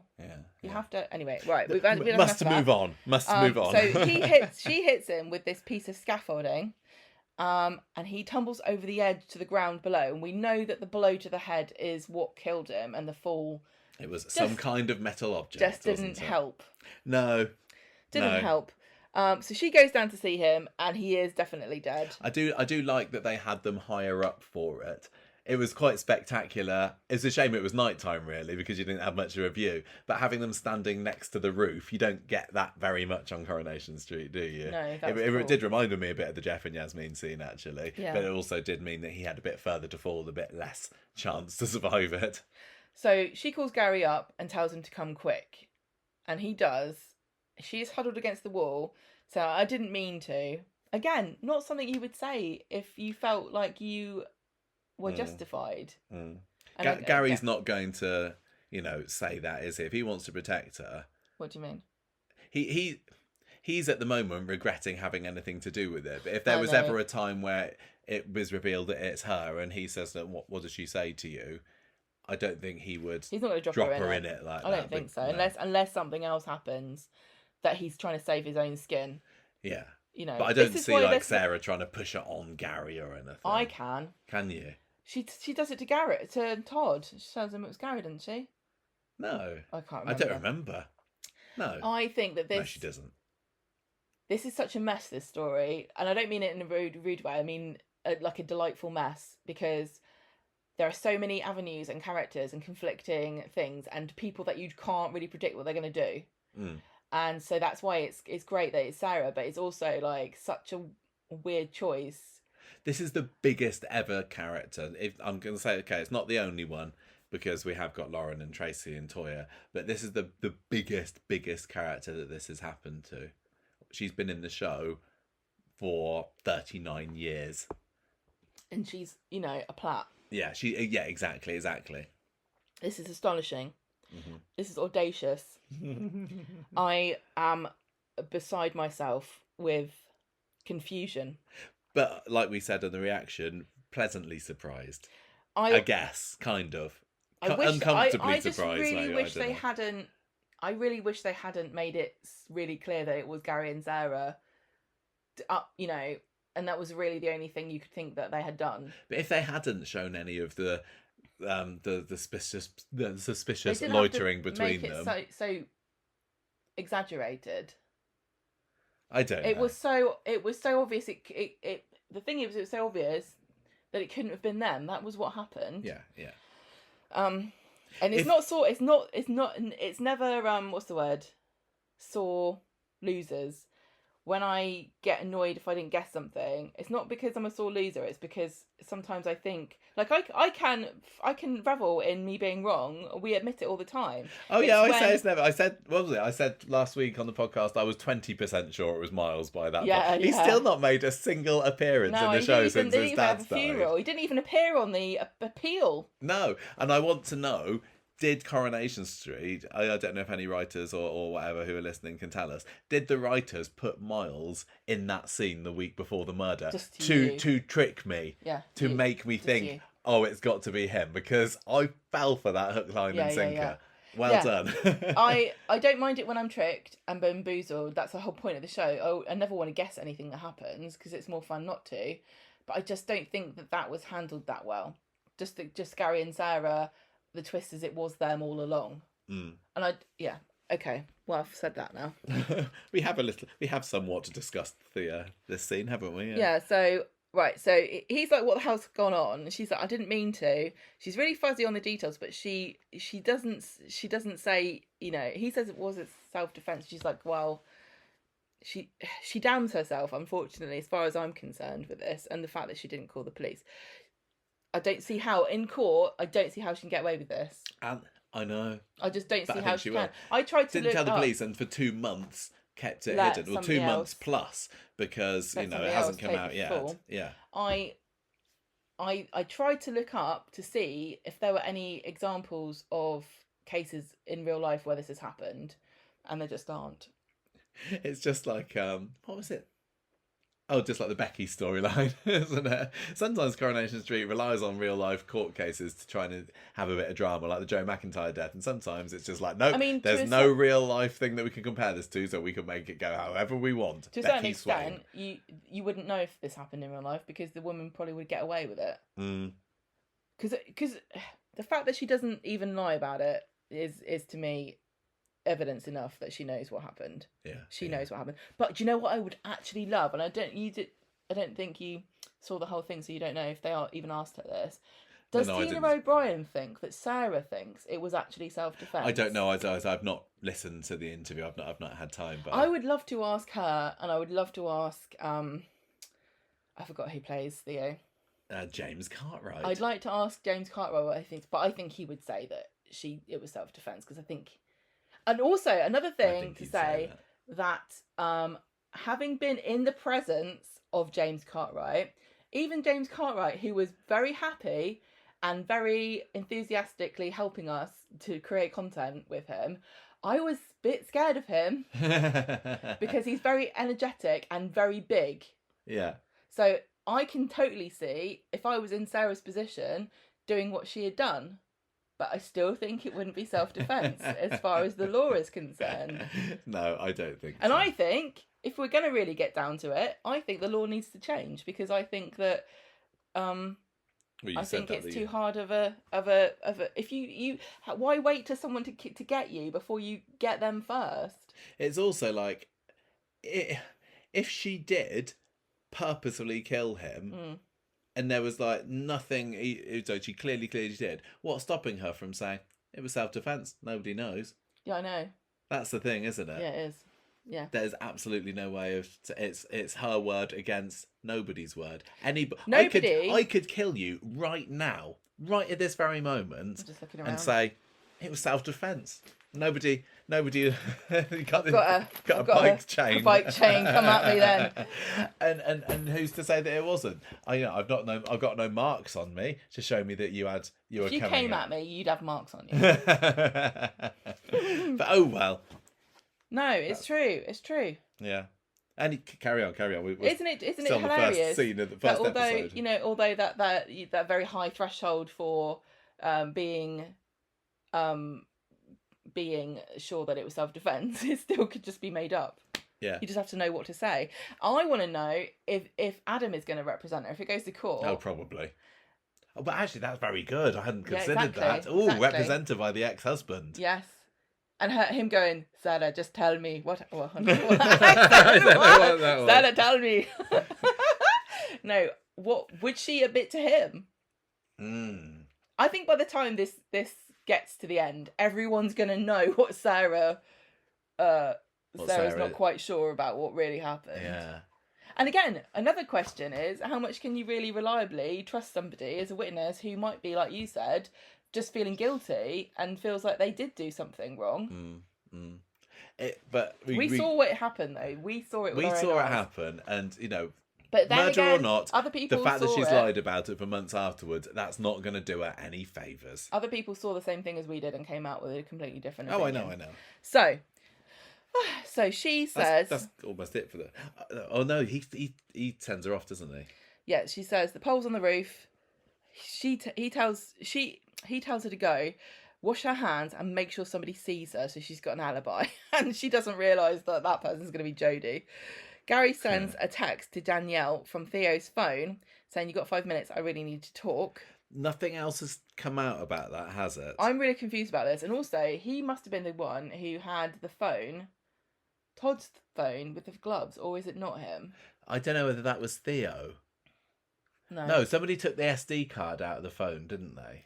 Theo didn't do that. We know that he didn't because he used it to text Sarah Louise then. Well, who was that then? So that phone, that phone. There's still more. The scene with the story. black gloves and the SD card was after this. So yeah, it must be Gary. But then Gary put the phone in the skip? He must have done because he went. Well, he knows he did. He went up. Deleted it. I don't know whether the phone fell with Theo or whether it was left up there. But Gary did the cleanup, didn't he? Afterwards, so I imagine one way or the other, he found Theo's phone and he disposed of it in his skip. The other thing that's really interesting about this story is that we, for a long time, have said that what happened with Callum's death has just died a death. Ironically, and that nobody will ever know the truth about what happened. But now that Sarah's been involved in another murder, and it's the same There's another cover-up with Todd covering it up, will it now come out about that and what really happened and what will that would be think? A pretty amazing long game. Because when Callum went in that annex hole, I was like, I don't want him to be discovered for years and years and years. I want them to be just going about their normal lives for years. And Sarah Louise and was it David and Kylie know that there's a body there, but they couldn't resist uncovering it after a couple of years. So just very briefly, I've said it before, but I'll just say it again for anyone who wasn't watching at the time. Callum was dating a guy who was Sarah was dating. Sarah was dating Callum, who was a drug dealer and an all-round bad guy. She tried to film him confessing something, but he realised she was doing it and went to attack her. He was on top of her. He was going to do something to her, which was no good. And then Kylie came behind him and hit him with a wrench and killed him immediately.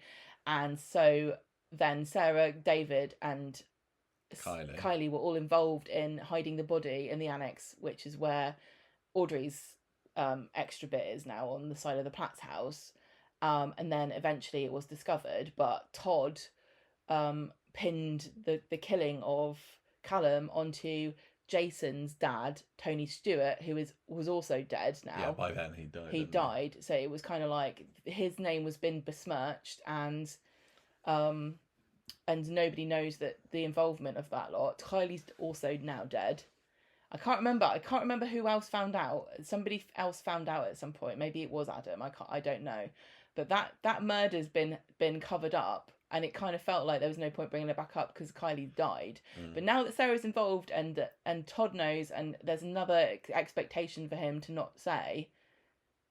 But there's also the whole thing of, Sarah knows that Gary has killed somebody. She knows that he's killed Rick Neelan. This could actually and be... if he's going to say, look, I got to protect myself. Yeah. I'm going to say what happened. She's like, oh yeah, if you tell them what happened, I'm going to tell them about Rick Neelan. What have I got to lose? If they go down that route, I will be incredibly happy, because it will be something that only a soap can do. And I think the strength of soaps should be in doing things that only soaps can do, which is why when they do Netflix very, very, crap, very long-term storytelling. Yes, when they do Netflix crap, I think, what's the point? Anyone could put stupid music over the top of a scene, but not everybody can have a storyline that took place over decades. Yeah. Right, so back to... We just keep getting distracted, don't we? We're still not at the end of the first episode. It's an hour and a half we've spoken so far. Okay, so back in the present day, Gary is telling Sarah he wishes she'd never called him that night, and accuses her of trying to keep her copper boyfriend out of this, and says, I've given up so much for you, but I'm not going to lie anymore. I need to go and tell Maria. And he goes to the flat, and Sarah emerges behind him. And then we get to the next day, and really nothing's happened. All of this dramatic, I'm going to tell so-and-so, thing he's going to find out, I'm not going to lie for you anymore. It just, the status quo continues. That was a massive, massive flop. But what on earth were they doing? I was at the end of Monday's episode thinking, oh, is Sarah going to hit Gary from behind to stop him from confessing to Maria, or more likely, is he going to go into the flat and Maria's going to be, what do you want, Gary? Oh, nothing. And then Sarah kind of slinks off. But the fact that we got no resolution to that cliffhanger on Monday, they made super dramatic, like having her emerging from the shadows behind him. What was that? The secret is still safe between Gary and Sarah. Yeah. And when we see Gary next, Maria is having a go at him and saying, you didn't come to bed last night, you didn't talk to me this morning, you're in the wrong. And she still thinks they're having an affair. She doesn't know there was a murder involved. Yeah. Sarah sees Gary in the cafe and asks if he told Maria, and he says no. And she says, Kit still thinks you killed Theo. And Gary says, I am not doing time for something I didn't do. You need to do whatever it takes. So Sarah is sort of daydreaming in the cafe, and Shona offers to make her a Tin Man costume for Harry. Oh, yeah. And Maria comes in, and Sarah's still saying, I didn't do anything with Gary. And Maria says, the truth will come out eventually.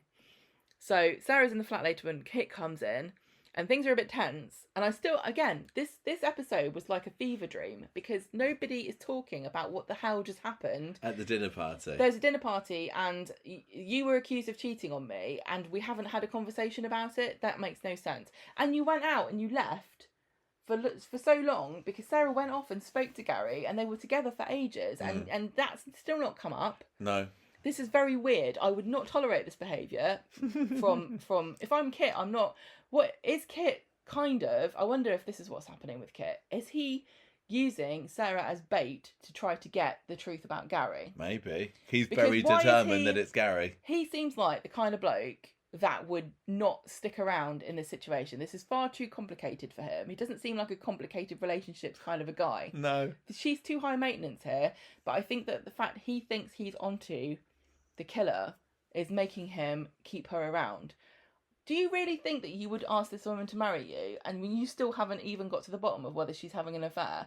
And if she's not having an affair, what the hell is going on? Because they haven't accounted for any of this weird behaviour. No, and it's undoubtedly weird. There's nothing explicable about anything they've done. Yeah. Well, apart from the fact that they know who killed Theo, and it was one of them. Yeah, so he thinks that she's covering for Gary, right, at the moment? I think he thinks that she knows that but why would you even tolerate that? You're a police officer. You think you're living with a woman who knows who murdered somebody, and you're like, well, I'm a cool police officer. I'm a bench police officer. I don't care. It's fine. Right, so he says to her, I've had a realisation about the case that's going to move things forward. So a few things have fallen into place, which is what makes me think that he's using her as bait. And he's not going to stay with her after this That would be That would be more that would sense. be quite Make more delicious sense. to watch, for him to get Make more sense. to watch, for him to get the The truth. think he's got the truth, see Gary get banged up, and then just Dump her. spectacularly dump her. Sarah thinks that she's got away with it because, you know, maybe by this point she's like, I'm only looking after number one, I'm just going for myself. And then he's like, and you're dumped, I don't need you anymore. And she, yeah. Well, Fate worse than prison, getting dumped by Kit, obviously. So he says a few things have fallen into place, and he leaves the room, and she goes through his stuff because she thinks that there's a phone that she could get some information off of, I think. Yeah, maybe. But instead she finds the ring box, and he catches her in the act. And she makes out that Brady told her about it, and asks if he still wants to propose. And Kit says, look, I'm going to give you a second chance, but I've got to wait for the time to be right. This is what makes me think that he is stringing her along. Because she's now got to do whatever he wants, and she's got to be doing what he says, doesn't she? Because she wants this proposal to happen now. If I'm Sarah, again, I would be like, well, tough then, I'm not getting married to you. Mm. You either want to marry me or don't. There's none of this time is right nonsense. I know, I don't like that. I think it's silly. You either decided that you want to get married, in which case it's a formality. You might as well just do it now. Exactly. If they love each other that much, and I don't really buy that they do. That they do. No. They've not been going out for that long, and I know some people know straight away. We knew straight away, but it still took me many years to propose to you. Yeah, I think it's far too previous. If they do, and he's like saying, oh well, maybe I won't, maybe I'll propose to you later. Exactly. She's like, well, I'm going to propose to you then. If you turn me down, you're dumped. That's what happened with us. I said, I'm bored of it. Marry me, and I kept saying it to you, and you were like, no, I'm going to ask you. Do you remember? I don't remember. I was like, marry me, and you were like, no. No, I'm asking you. But I wasn't toying with you. No, I wasn't saying, oh no. Yeah, we knew we were going to get in. We knew were that engaged, we knew that it was going to happen eventually. But Sarah, I wouldn't take him playing me around like this. Well, she's got other things on her mind. Yeah. So, Gary's in the pub later. Todd comes in. He's really judgy about the fact that he thinks that Gary and Sarah are having an affair. And Gary says, Todd, do your worst. I won't be the one that suffers out of this.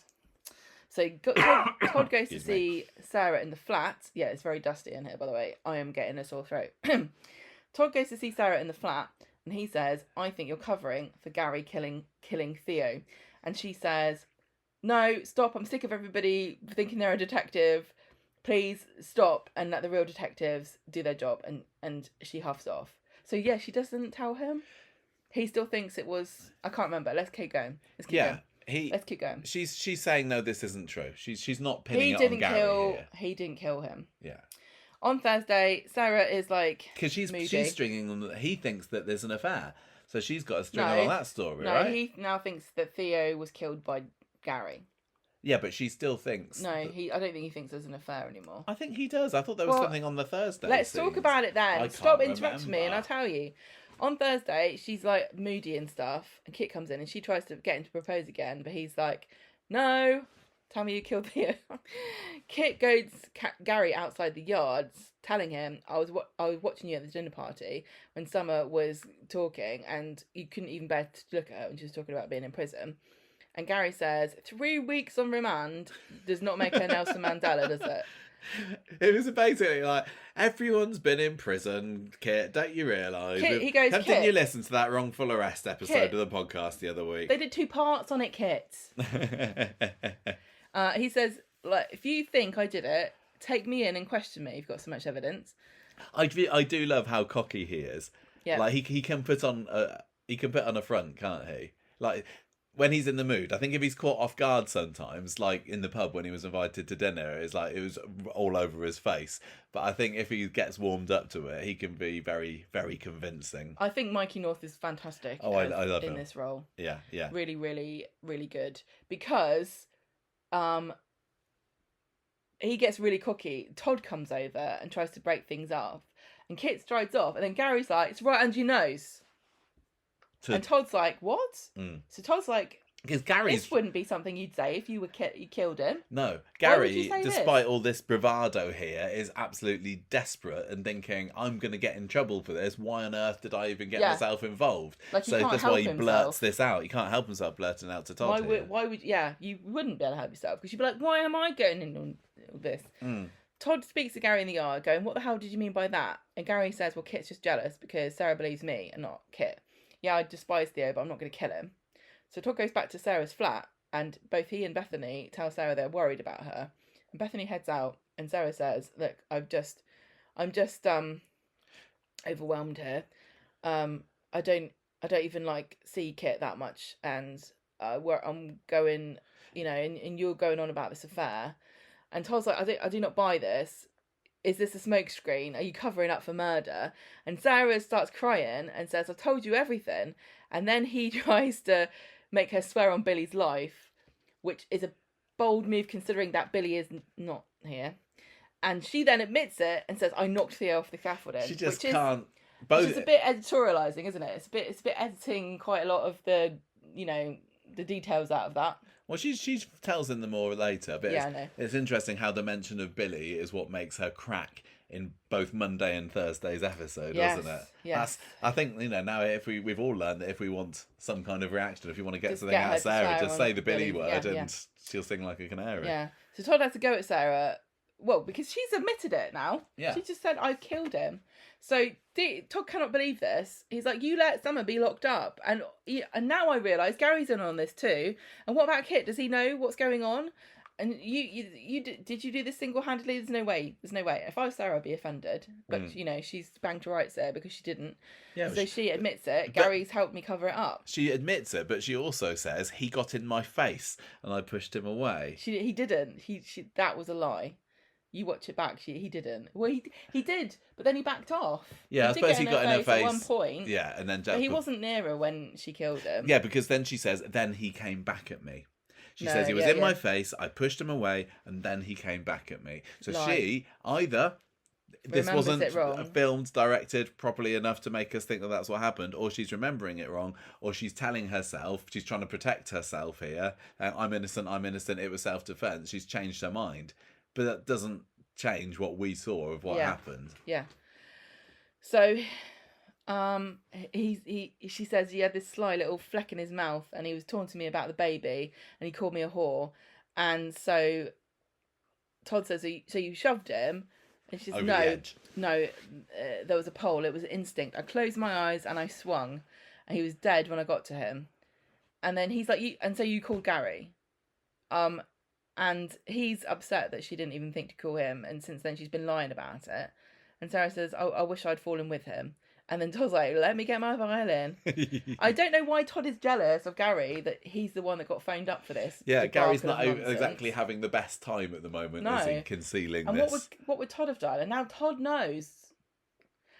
This is such an interesting... I wonder what Todd would have done.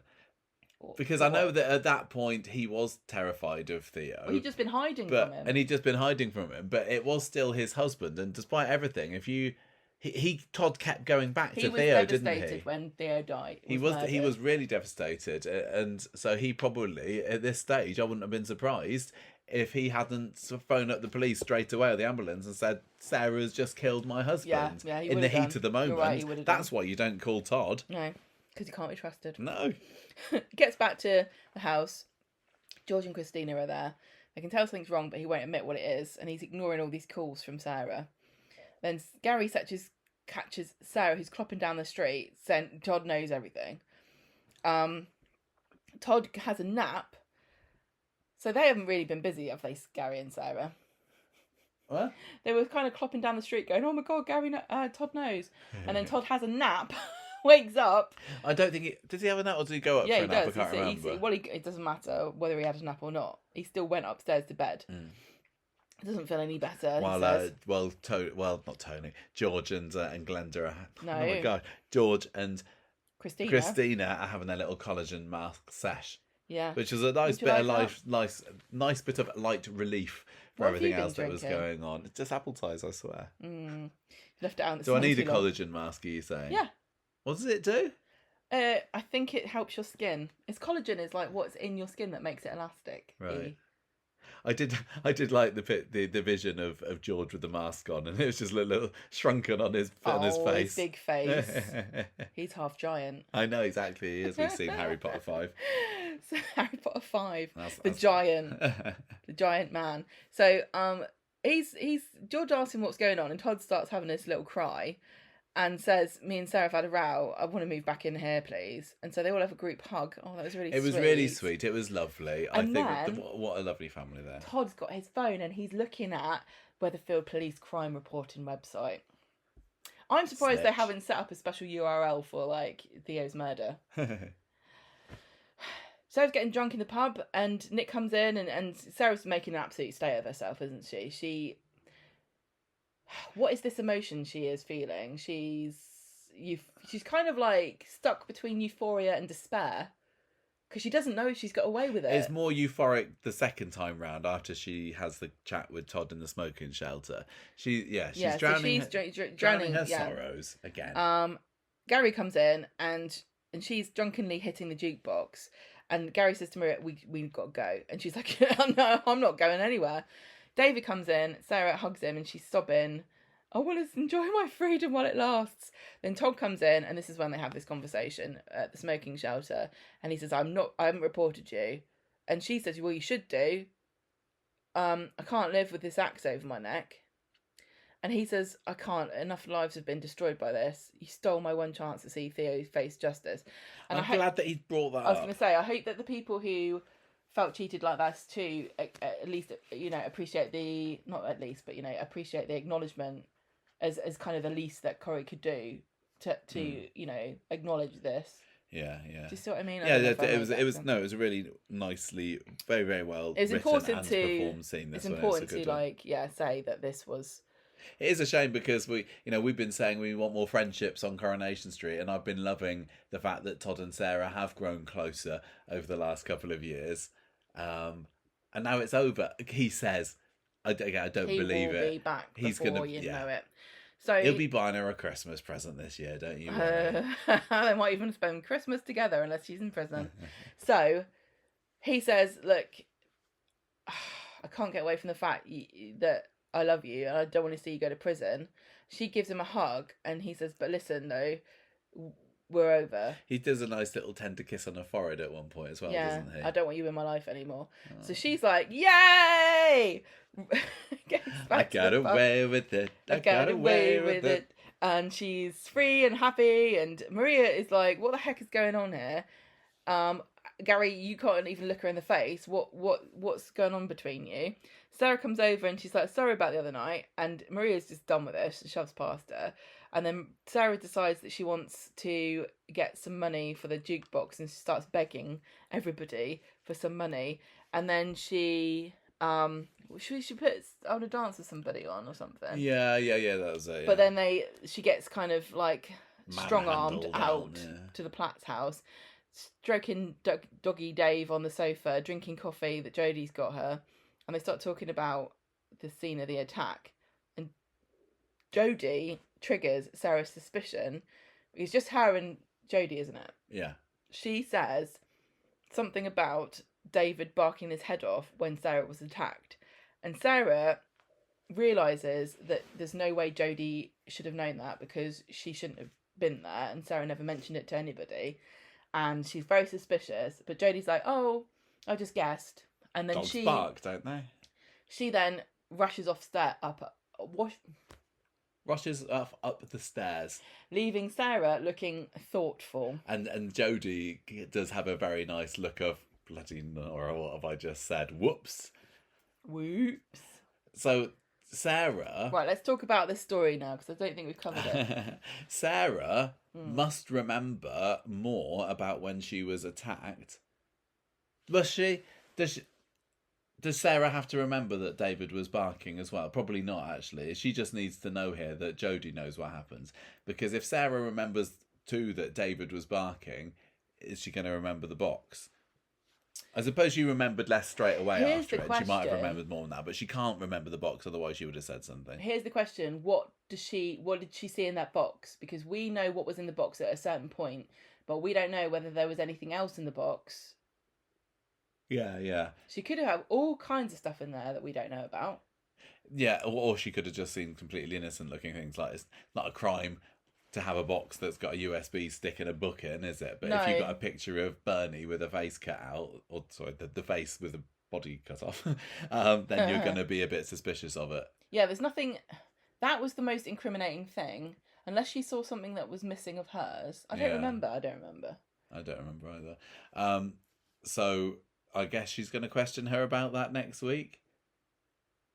Well, you know, according to the clickbait, people think that she's going to blackmail her.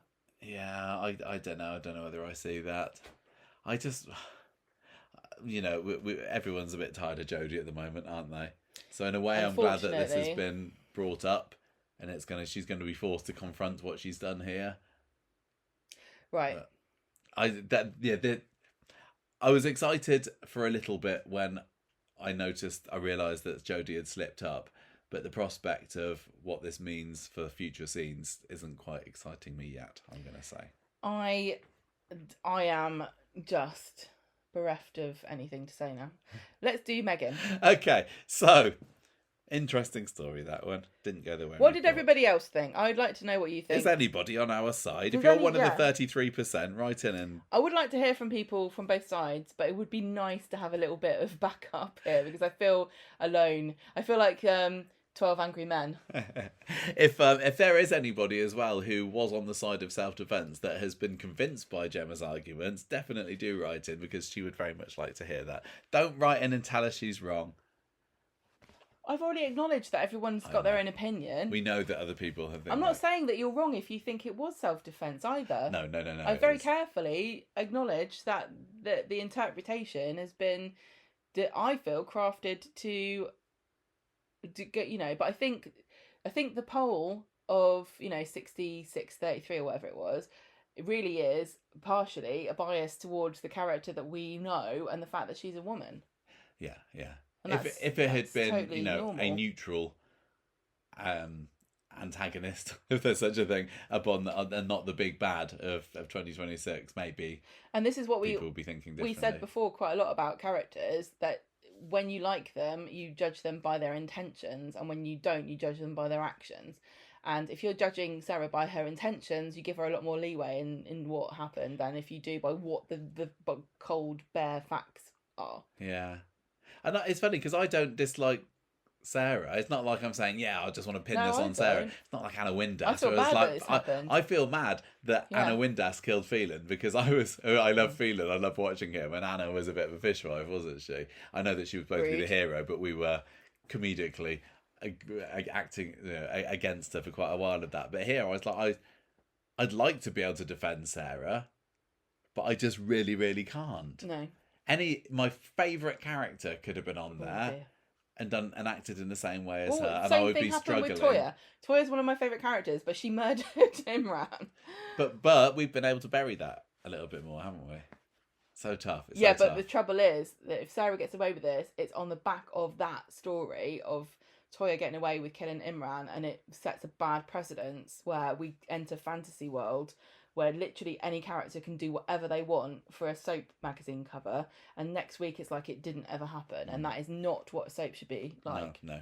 Right, so the Megan story. So here's someone who's, I don't believe, going to be getting away with it. I don't think if I put a poll up and said, should Megan go to prison or not, I don't think anyone's going to be confused about was Megan and Will's relationship pure or not? Yes or no?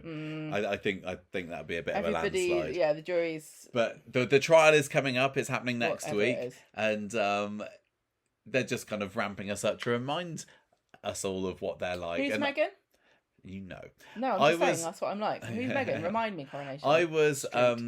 I was a bit confused at some of Will's actions this week, and the fact that he was still talking to Mini Mog over his non-specific games console, because the last time that we'd seen him at the Freshco's, he was pretty adamant, sorry, I'm not having anything to do with you. And I felt it was a bit of a character weakness that he was even giving her the time of day. Don't say that. Why? Because it's not a weakness if you're being manipulated and groomed. He made a mistake in allowing himself to be even have a conversation with her, but she is manipulative and she has groomed him, and she is just using all of those techniques that she already knows works. Don't Yeah, forget yeah, that I she get knows that, what but works on him already. but if I was one of his mates, I'd be saying, "Well, why did you accept her as a friend?" And he knew that he was doing something that he And he's shouldn't a have done. child. Oh yeah, I know, and He hasn't sometimes got I don't. really good judgment. People, I don't have good judgment. You're right. Sometimes I don't give children enough credit. This is why it's But illegal in the first place, because he hasn't got the capacity to understand the decisions, the consequences of the decisions that he made. he knew that, you know, when he set Maggie up to hear Hope on the games console this week, he knew it was like, haha, now they'll never know that I'm talking to Megan. Yeah. Let's Anyway, be careful what we say here, because this is, you know, he's a victim here. Oh, totally. Yeah. I was just surprised that they had decided to make him make the decision. Well, again, to go to accept Megan back into his life somewhat. That this is also a story, and it's more dramatic if he does. Yes, that's definitely true. And we got a great scene of Maggie giving him the double thumbs up when she realised that she was actually talking to Hope. I love Maggie so much. There's not been enough Maggie enough Maggie recently, no. So anyway, they're trying to decide at the beginning of the week, well, it's Tuesday, isn't it, that we didn't have any of this on Monday. How is Will going to be giving his evidence next week? Is he going to go in court? Is he going to be video evidence? Would this have been decided sooner than the week before the trial? Hey, it doesn't matter, it's a soap. I think that they would give the victim as much time as they could. Yeah, Mel turns up, doesn't she? Will's mum, but she's staying completely uninvited. She's staying at Chariot Square by the end of this episode. Of course she is, so she's going to be there hovering next week, I assume. And she says that, I don't think you should do it by video either. Basically, Will gets peed off that everyone's trying to decide for him how he wants to deliver his evidence, when really he believes, and I think, you know, he is old enough to be able to decide how he should do it for himself, and I don't blame him for getting narked off that everybody's trying to make the decision for him. I think it's super bold of anybody to try to force a child victim of grooming to appear in person. I agree. I think what Mel saying you must do it in person, that's wrong. That's awful. But I can forgive the others who saying no, you should do it by video link. That's more forgivable, isn't it? Because they're just trying to protect him. You should just be saying what is the most comfortable for you. Yeah, that's what they should be doing. And it shouldn't even be them saying this. They would have a court advocate for the child. You know, they would have somebody to talk through this with him to make him understand what his options are. And really, the family shouldn't be talking about it at all. But yeah, once but he's made a decision, has he made a decision at this point? I can't remember. I thought he decided he wanted to. Oh wow, okay. I can't remember. But anyway, Tim catches up with Will in the precinct, doesn't he? And you know, Tim is new Bezzy mate from the taxi, and he say, oh, nobody's listened to what I want. So Tim brings him back to the pub later and says, oh well, you should listen to Will. You should all be ashamed of yourself, or something along those lines, doesn't he? And Mel goes off later and says, look, just Janet's Chariot Square, like I said. And this is when we see Will starting to talk to Megan on his console. It did look quite similar, I'm going to say, to Ardy's console. If you remember back a few years ago when, what's her name? Tracy Bennett. Oh, yeah. Sharon was trying to go on Ardy's console to get in touch with whoever it was then, Jack, I think that Nintendo only watches Coronation Street, and that's why they're scared of allowing voice chats in any of their games. Because they're like, every time I've seen voice chats in games, it's grown women trying to influence children to do evil things. Gemma, the Switch 2 has got a universal voice chat system now, although you do have to accept them as friends first. It can't just be randoms. Right. But anyway, Will has got his new console with such classic titles as, and yes, of course I wrote these down, Retta the Fae, Retta the Fae 2, Lowdown 5, Dust Reckoning. That's a game about what we're going through right now. This is the Dust Reckoning, recording a podcast in a dusty basement. And my personal favourite, Play Fair or Die. I mean, what 16-year-old wouldn't have these on their console? I don't think, I would want to play Dust Reckoning. Is that like, you know, how they have these simulator games? You got your, what is it? Power Washer Simulator. Right. And this is your hoovering simulator. Really? I think that's what dust resting I is. thought it was about the Dust Bowl in America. The what? The Dust Bowl. What's that? I'll tell you later. Tell me later. I don't know what Retta the Fae means. What's a I Fae? thought it was cut off. I thought it was something. I don't think longer. it was. Okay. Because I think we saw the bottom of the icon. But I also did think that at first. And as for Low Down 5, that was just low effort 5, I'm going to say, for the name of that console. You come game. up with some computer game names there. No, not off the top of my head, sorry. Anyway, it was brilliant. So yeah, Mini Mog 16 comes online, and it's, what's a surprise, it's Megan who says, "Oh, I'm not doing so well, Will, at the moment, actually. Oh, I'm going through so much. I've got my trial coming up next week and I feel pretty terrible about it." And she just wishes that she could talk to him properly in person and maybe try and convince him a little bit more not to send her to the gallows.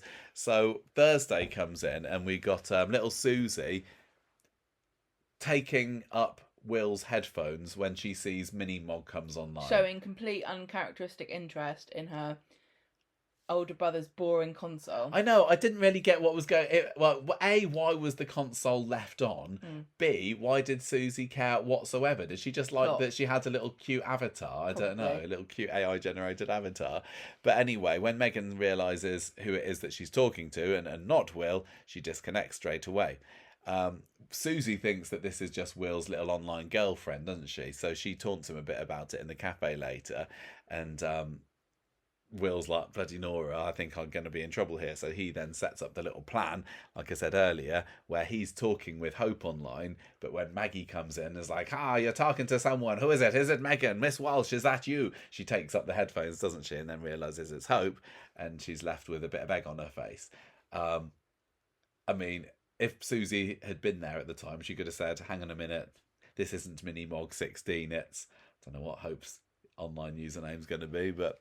Pyro84. Oh yeah, the Pyromancer. Yeah. Something like that. That's what Hope's going to be. And Will's left smirking that his little trap has worked. And as I say, really fun little glance from Pauline McLynn there when she tells Will, "As you were." So... Will is actually talking to Megan later on his voice chat, saying how risky this is, and she says, "Look, are we safe speaking on this thing? Can we speak? I need to talk to you in person, really." And so she convinces him to go to this car park roof, which was actually the viaduct going over Rosamond Street. And it took us a little while we were like looking and saying, is this on the roof of the Tony Warren building? What are the flats they're looking at? But yeah, so this is the little viaduct. This is where they filmed it. This is like the one that's attached to the Rovers. Yeah. The one that goes nowhere. They filmed it there with an angle that made us not know. Rory, the tour guide. Yes, Rory posted on our Facebook group to tell us that's where it was. It's kind of obvious when you think about it, but we were looking at the map and everything, weren't we?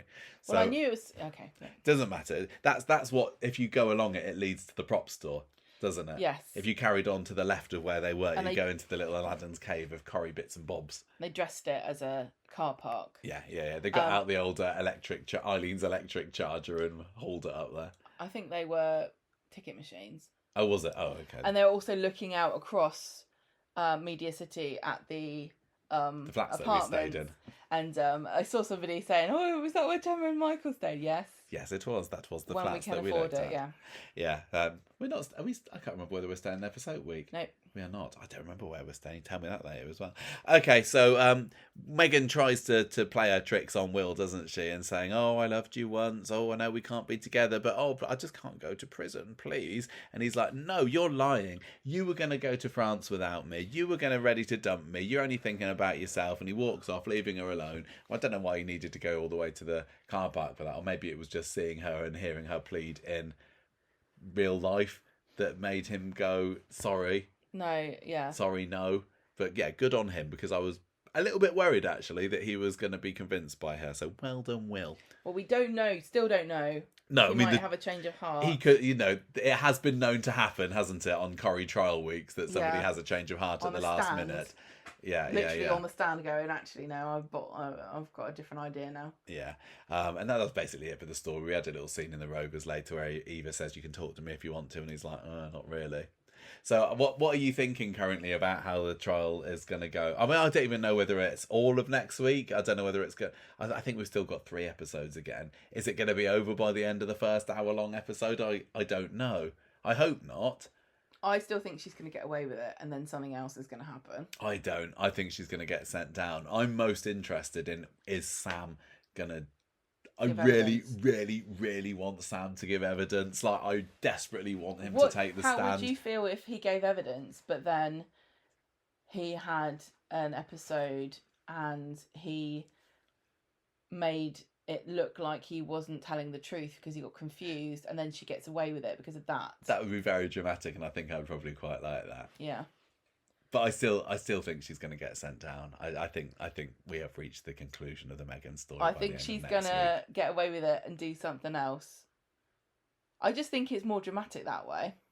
I don't know. Because I also think it's really hard to prove these things, and I don't know. We still don't know whether Kit was just talking out his arse when he said, "I've got evidence." Oh, I think we forget about that. Yeah. I am also, and I can't remember whether I've made this prediction on the podcast yet. Maggie to call out from the viewing aisles. Have I said that before? And then the judge. No, you haven't. But the judge will be bang, bang, bang, silence in the gallery. Well, that Irish woman, please shut up. Okay, so.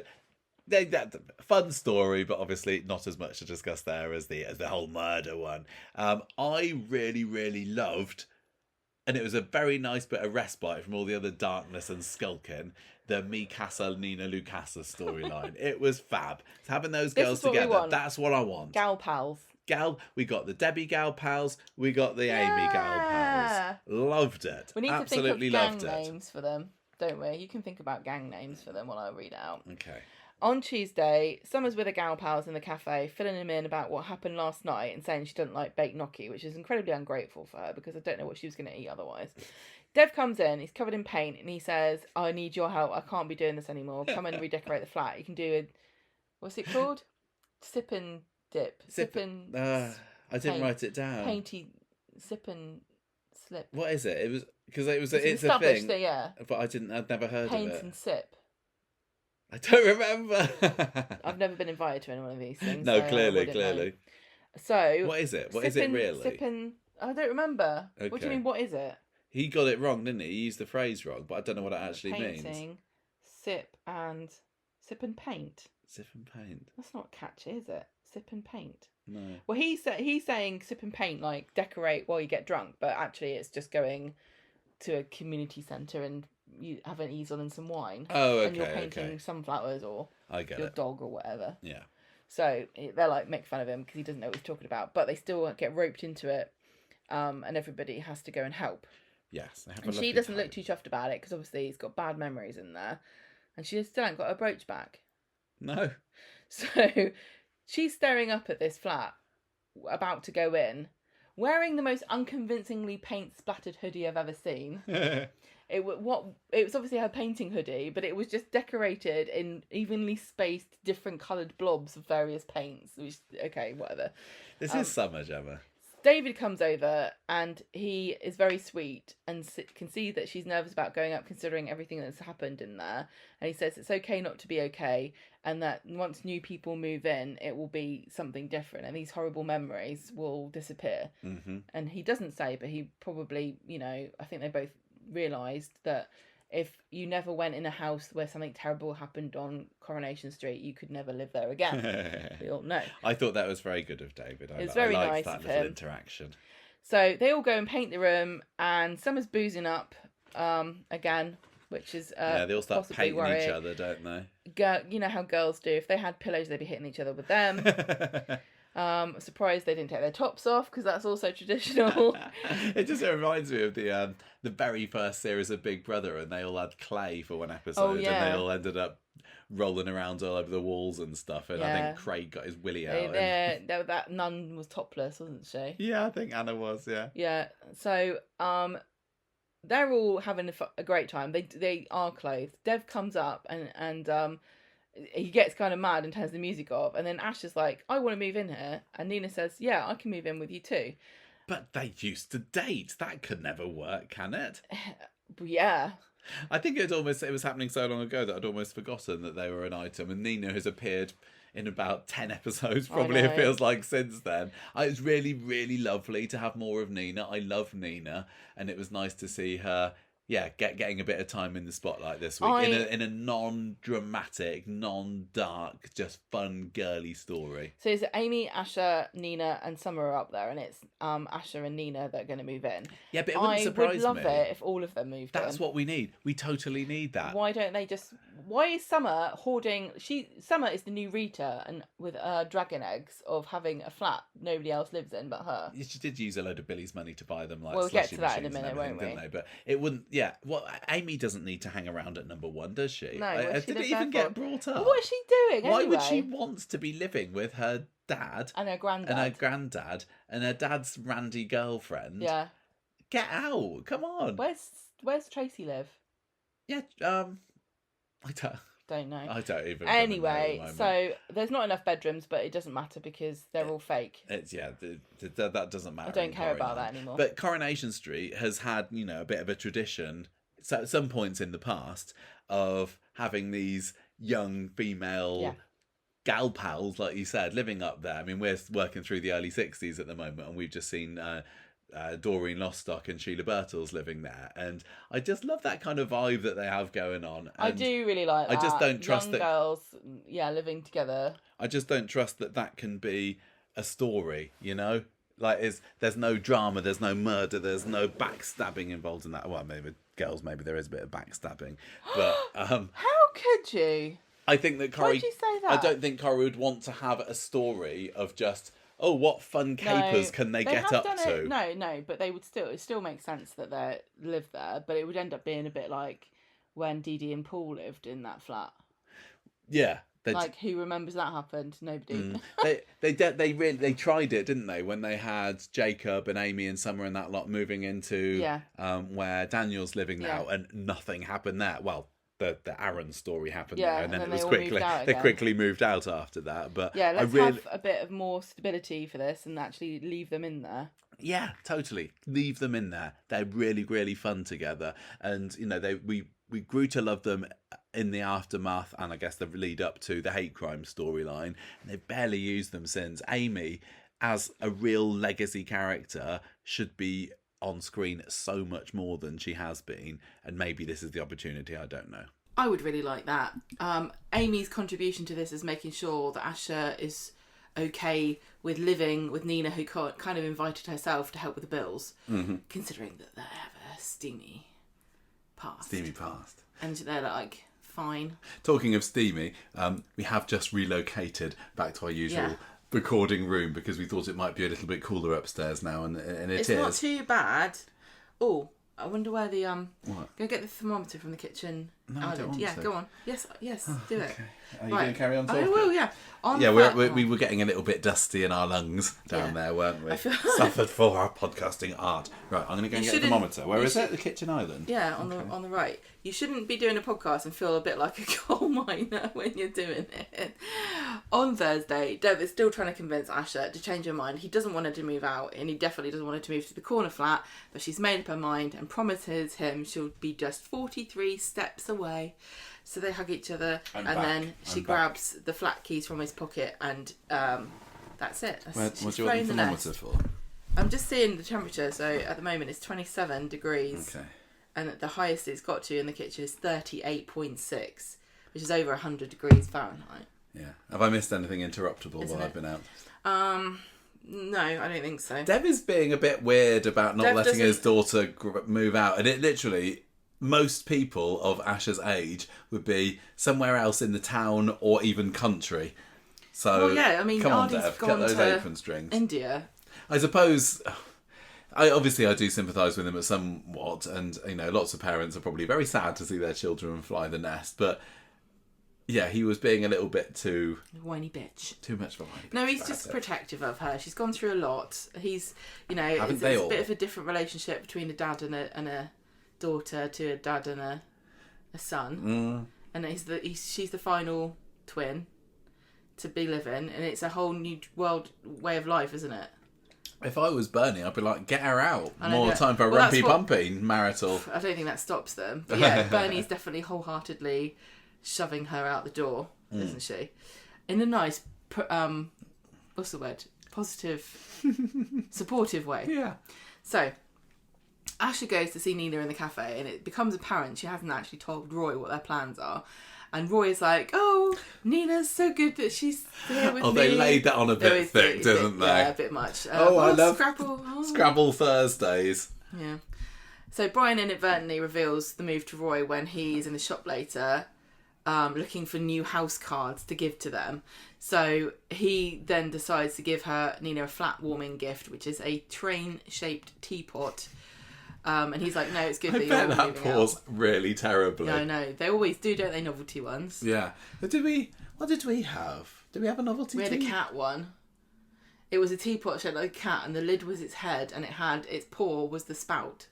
And we also had your great aunt gave us a pair of cow-shaped jugs for milk. I thought they were cat jugs as well. I'm sure we had cat jugs. We also have a Father Christmas jug as well, and it looks like he's got a brain tumour that's custard coloured.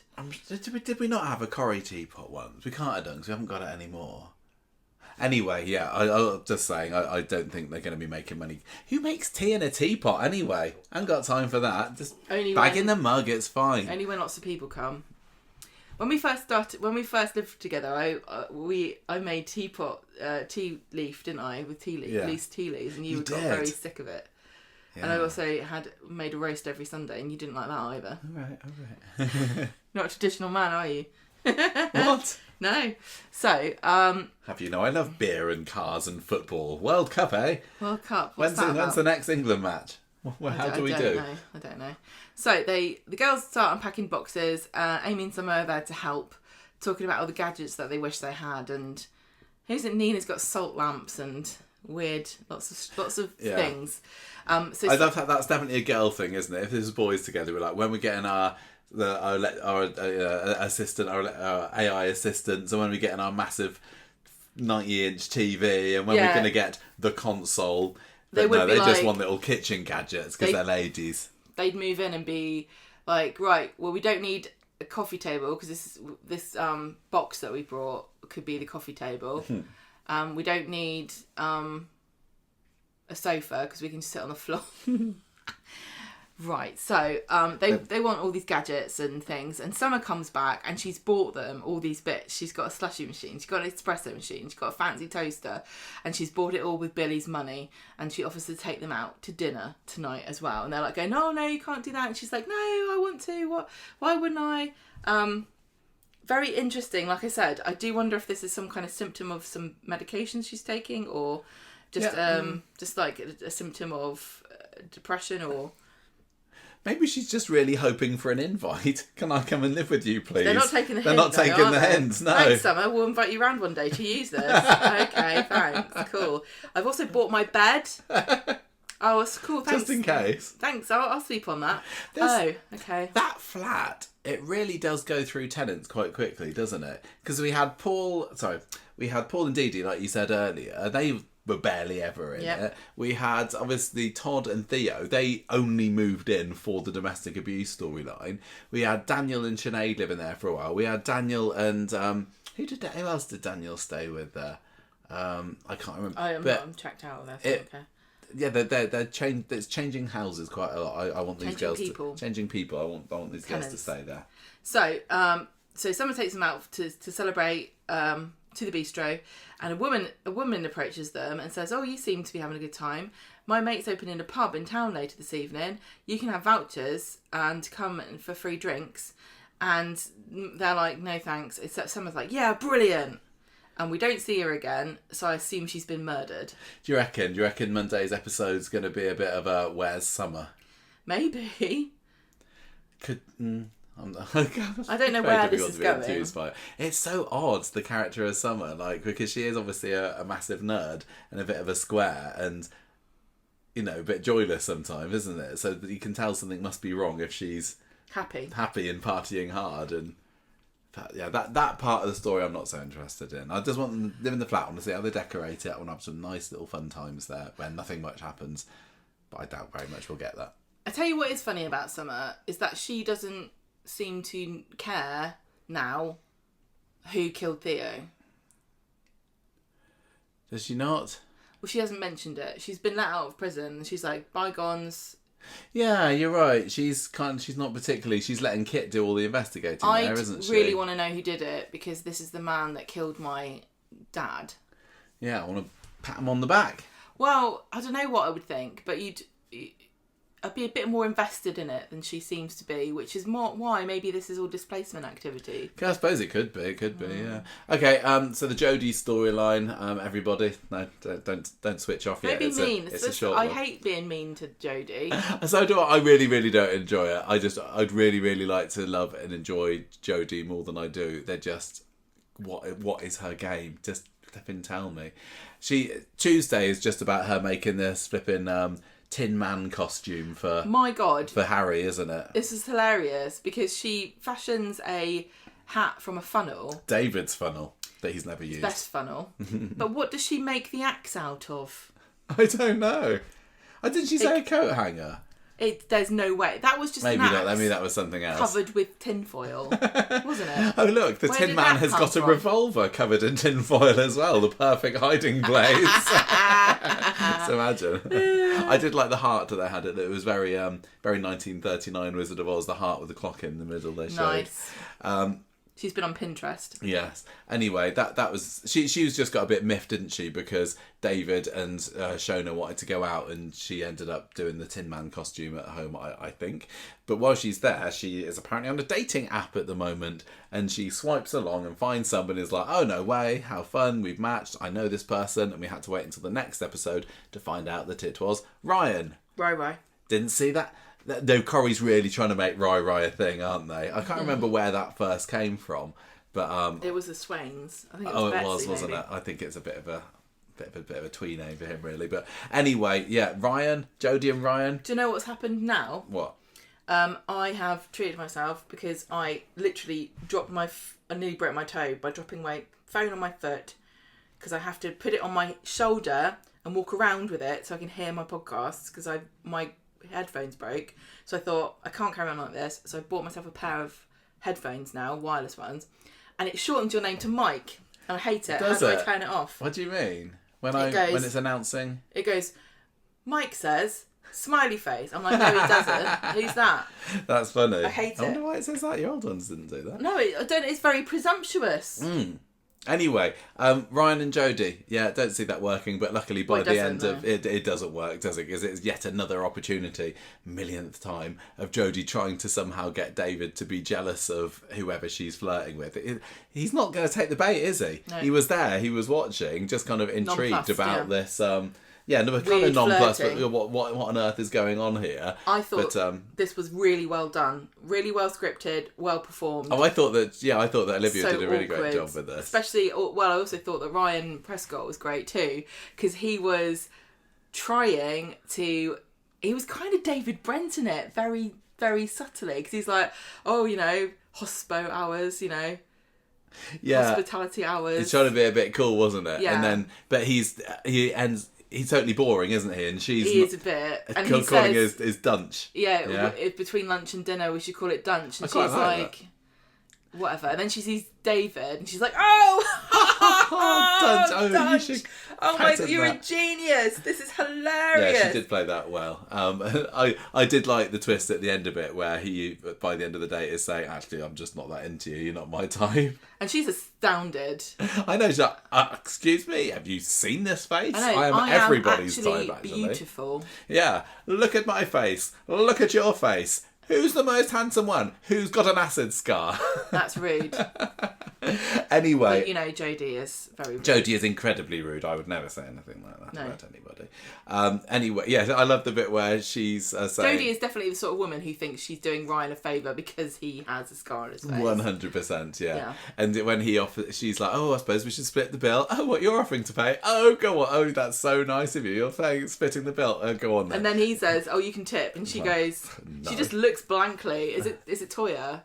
Yeah, I think so. Oh, no, it was Amy. Amy was that's on right. duty that They evening. kind of look at each other blankly, and then Ryan gives her some money. Oh, it was great. It was really, I think it was unappreciated because of how much other stuff happened this week. That was great, but yeah, that was a nice little really good interaction. scene. Really good scene, wasn't Yeah, it? yeah. So David ends up finding out from Jodie about this. And she says, well, he was just really immature and not really that muscly as his pictures make out anyway. Which is funny, because I feel like that's a callback. And I think that Ryan might very well be uploading some pictures of himself when he was on steroids. Do you reckon? I think so. Do you not think? Quite possibly, yeah.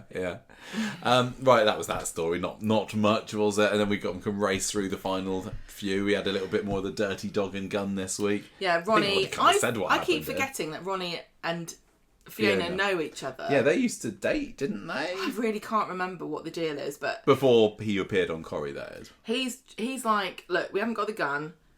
Sorry.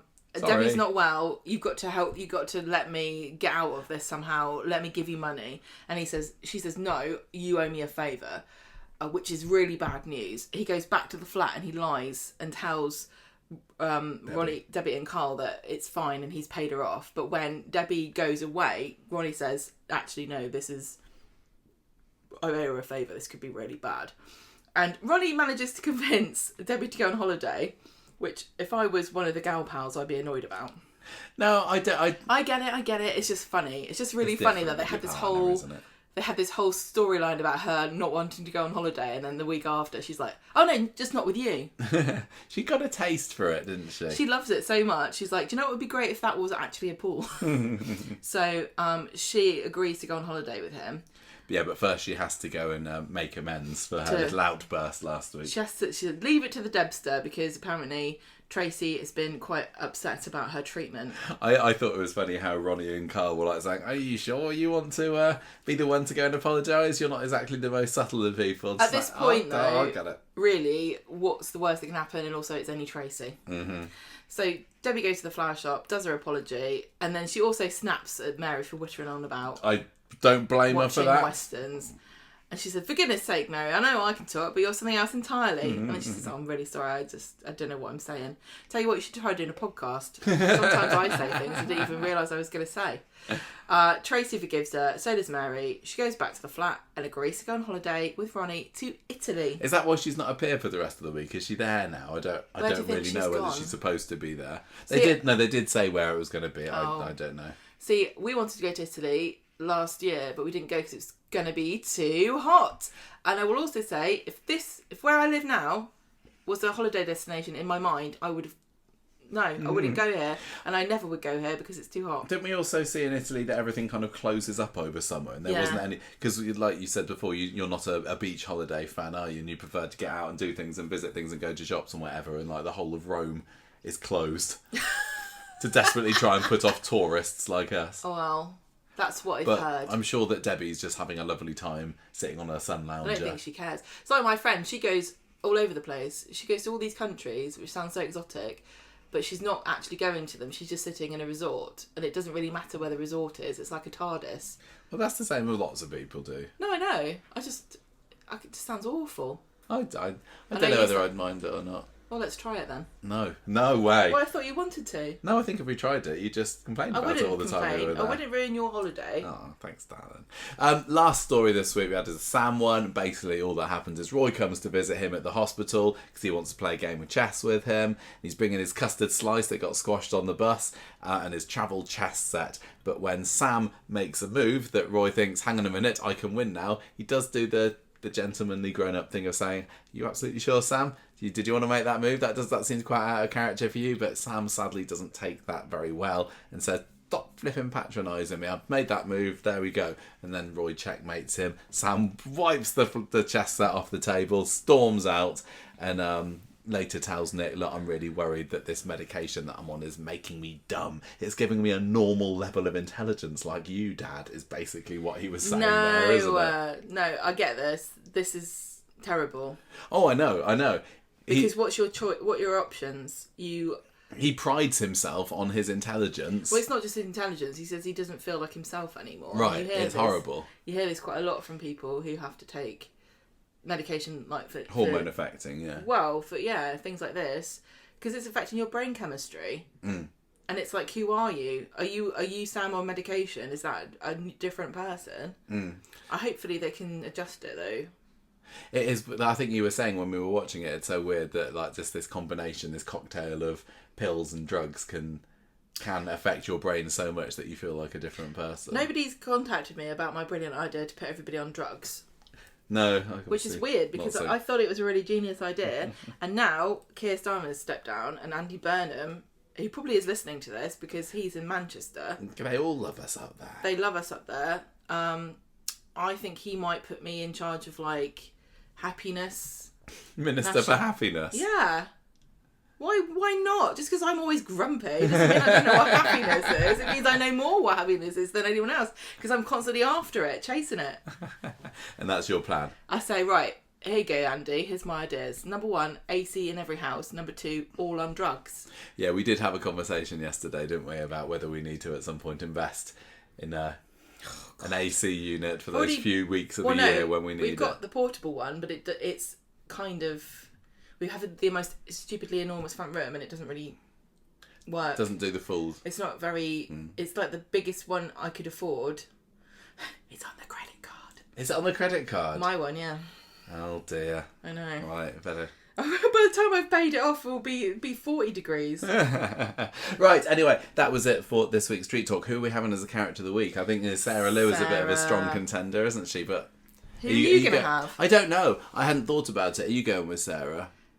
I thought Todd was good.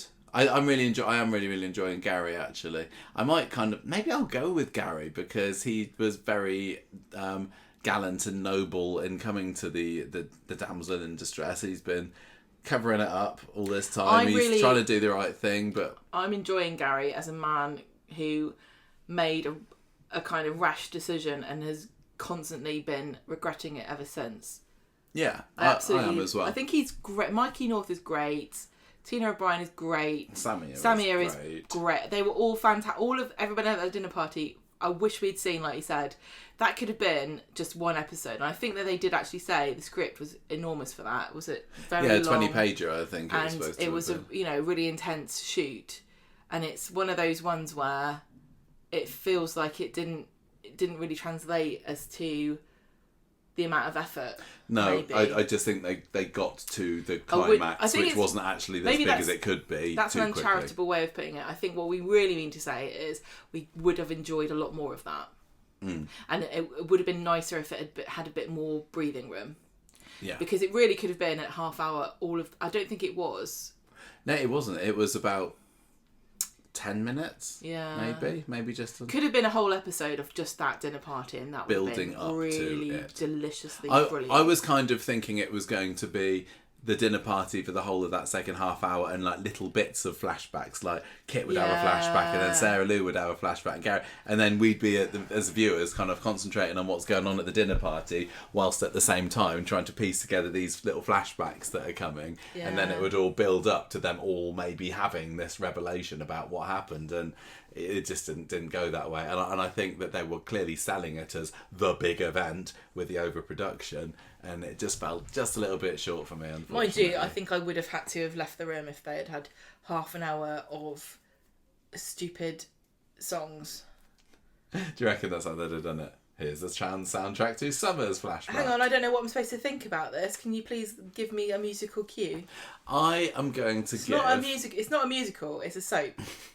I'm going to give this week's Coronation Street 3.5 deep fried pork pies with an egg on top. Oh yeah. Courtesy of, who was it? Kirk designed that one? No, it wasn't. No. It was Chesney. Oh yes, Chesney. Yeah. First the Chesburger and now this. What a culinary genius this guy is. What are you Have you heard of a Manchester egg? A Manchester egg? Yeah, I heard about this the other day because somebody was saying that Manchester doesn't have any of its own food. And I was like yes, tart. It does. It's got loads of stuff. A Manchester egg is a pickled egg wrapped in sausage meat and black pudding. I don't think I'd like that. I want to give it a crack. What are you scoring it, Diana? I'm going to give this... What did you give it? I gave it 3.5 deep fried pork pies with an egg on top.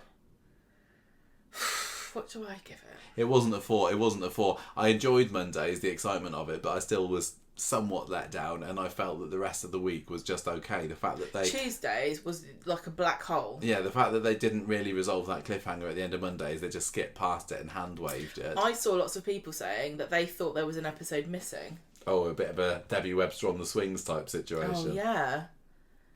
Do you think the more they do it, the more we'll be accustomed to it? I don't know. It's bizarre. Right. I really think it...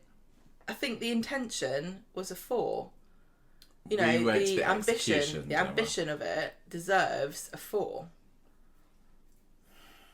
Is that what you're going to settle on? There was so much potential, wasn't there? You can't say that ambition and potential and that's what you're scoring it on. All right, Simon Cowell. I feel like giving it less than a 4 doesn't feel right. But I don't also think 4 is right. Well, don't give it a 4 then. Give it 3.5. What are you going to give it? You're going towards 3.5.